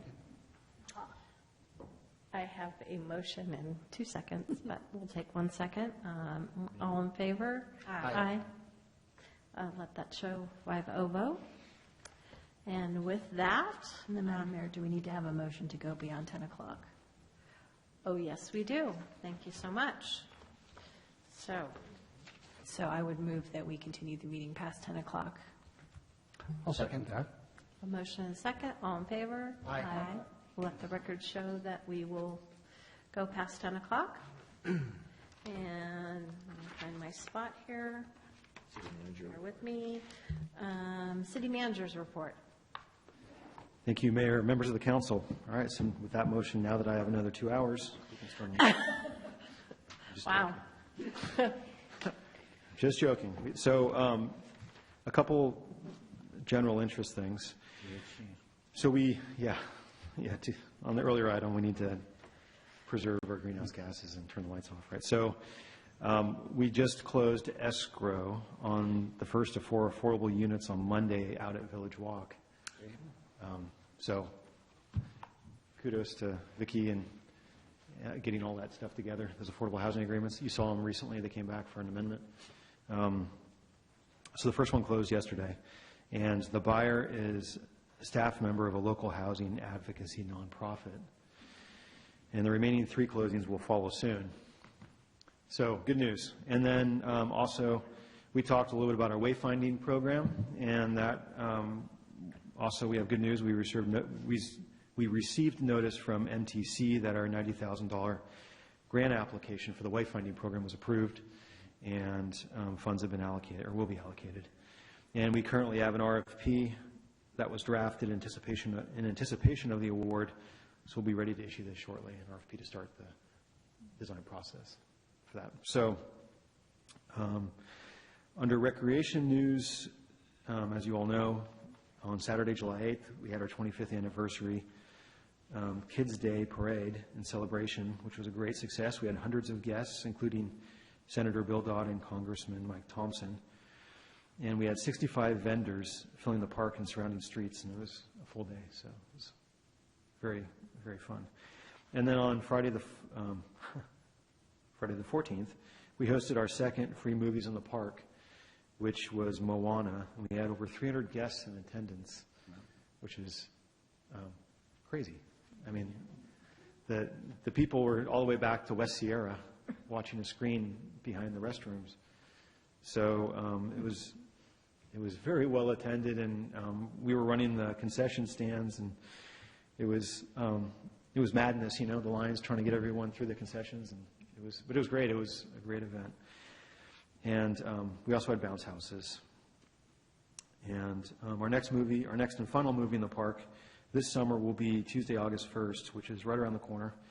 And it's attached to National Night Out, which the mayor announced earlier in announcements. So National Night Out things will start happening at 6. Dinner should be ready around 7, and then the movies with the sun down, typically around 9, it starts. And that's Lego Batman. So if you like Legos or you like Batman, it'd be a great event. And the barbecue is being put on by the police department, along with all the cool police department gear, the cars, the bikes. He was talking about a taser demonstration, but I don't know no, maybe not. Maybe that got X'd off the agenda. I don't know. So I heard that the city manager was volunteering for that. Yeah, I think that's why we X'd off the agenda. I wasn't up for that. So again, there will be concessions there benefiting the recreation department during the movie, but there'll be the barbecue beforehand that everyone's welcome to attend. And last week we hosted our Lego engineering camp. We had 12 builders who had a great week of learning and fun. And next week we are hosting a Moana-themed gymnastics camp for children ages 4 to 8 for our rec department, and where participants can tumble, play, dance, and learn with no experience necessary. So that's also by Star Kids, the same person who puts on Star Kids. So they always seem to be very well attended. So that's also it's great fun. And then I don't know if I mentioned this in the last council meeting, but of course the council knows about our free lunches that we've been offering all summer through a grant with Redwood Empire Food Bank. And we had been originally doing them here behind the Civic Center, or at the Civic Center. The last month we had, maybe not since we had a canceled meeting, but the last month we were in La Plaza Park, and we were experimenting with different venues to see, what got the most traction. And La Plaza Park seems to have been a good move because it's the attendance of those free lunches have gone dramatically up, and so that's great. And that's, like I mentioned before, a free meal for kids during the summer break, when they might have free meals during the school year, but during summer they don't. And so this bridges that gap. And then, finally, this is the most exciting thing of all. We're excited to announce that our online registrations for registration, our online registrations, right? Not just paper registrations, online, are online. They're available for programs, camps, classes, and events. So now you can go to the city website and register. So are those online? Register? I don't know if I forgot to mention it. They're online. So sign up now. Anyway, it's a long time coming, so it's great that it's finally available. And if you have any questions, you can always contact Ashley at 665-4222 or awilson@cotatiCity.org. And with that, I'll end the fun. Well, I won't end the fun. I'll open it to questions. Thank you. Questions? All right. Thank you for that. Yeah. I did have a comment. You may comment. City manager's report.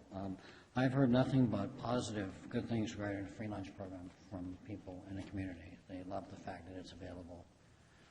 So that I thought it was very positive and very good feedback. And it is available to homeless kids as well? Okay. So make sure. Thank you. Okay. Then we will move on to... No? Okay. City council member reports. We'll start this way this time. John, do you have anything? We did have another remit meeting last 2 weeks ago, and We have selected a new REMIF director. It has not been announced to the public who that is yet. So we've made a selection, and hopefully they will accept the offer. But we think it's going to be a significant directional change to bring REMIF into the 21st century, and just to capitalize on the good work that's been done over the last several years. So we're very encouraged about that one. Vice Oh. Mayor. Sorry Oh, about that. yeah. And of course, attendance at the Kids Day, which was a very nice event. I was listening to my colleague. I was not That's okay. prepared. Let's see, I do have one thing I want to report on, and this is from Legislative Committee. And I just wanted to give you an update. I don't think we've talked about Senate Bill 649 from Senator Hueso before, but it relates, I bet staff's heard of it, it relates to small and not so small, frankly, cell boxes from our telecom friends. And as you know, currently, local communities have some degree of control over the size, the location, costs being covered for any difficulties that the city encounters, and some control over aesthetics. Basically, local control. The League of California Cities and most cities are very interested in protecting, usually, almost always, frankly, for the benefit of the people in those communities. And unfortunately, SB 649 really, speaking with my personal voice here, is a large gift to the telecom industry in that it truly guts most of those controls, but unfortunately doesn't bring any discernible value back to communities. Usually in something like this, there's two sides to it, there's plus and minuses. We had a very hard time finding any positives, both at the League and at Legislation Committee. So we did, of course, put a hard oppose to this, and I called on behalf of them to Assemblymember Jim Wood's office, because he was chairing a committee that was hearing this, Communications and Conveyance, I believe. Again, reminding him of our strong opposition. And unfortunately, the next day, he did pass to vote that. Now, I sound like I'm picking on Assemblymember Wood here, and I don't mean to, because there's plenty of blame to go around. Senator Dodd co-wrote this. So with that, it occurred to us this is a natural order of things. If you look at telecom industry's influence, this is a place where they hold a lot of sway. So what I wanted to share with you is this brought back the concern for needing a slightly higher level of accountability. Usually our elected officials, having previously worked in cities, are pretty good about being interested in municipal needs. Sometimes, though, as they move up to this new level in some areas, they can tend to forget this, and it occurs to me that we need a small stick, at least, to go with the carrots that we usually offer of support and working with them. So I'm going to be looking to bring not a new idea from the sun, but something like Sonoma County Conservation Action has, a report card. How exactly will work is to be determined, and obviously it has to run through the committee itself to make sure everybody is fully supportive of the concept. But what we're envisioning is something that will hold our local legislators accountable when they vote on things that are counter to the interests of the local municipalities, and just act as a small reminder and hopefully that little bit of extra incentive to remember their friends back home. So I thought that was worth mentioning to everybody. This is my third year being chair. I won't be chair again next year. I'm very, very sure. As a matter of fact, I'm very hopeful. So this will be my the last thing I want to see accomplished there, hopefully. So more to come. Just a very quick report out besides Kids Day. There's an Ag and Open Space Ag Subcommittee meeting tomorrow that I'll be going to for a couple hours in the afternoon. It's off our regular schedule because it's usually before our monthly Thursday meeting, but this month that meeting has been canceled. So we're going to have just the Ag Subcommittee. I have nothing to report out. Well, and our council meeting last time was canceled, and our waste management agency meeting for the month of July was canceled, so I actually got to fully enjoy my vacation. So I have nothing to report because my meetings were canceled. So it was nice enjoying family and friends. So with that, we will move on to public comment on non-action agenda items. And yes, George.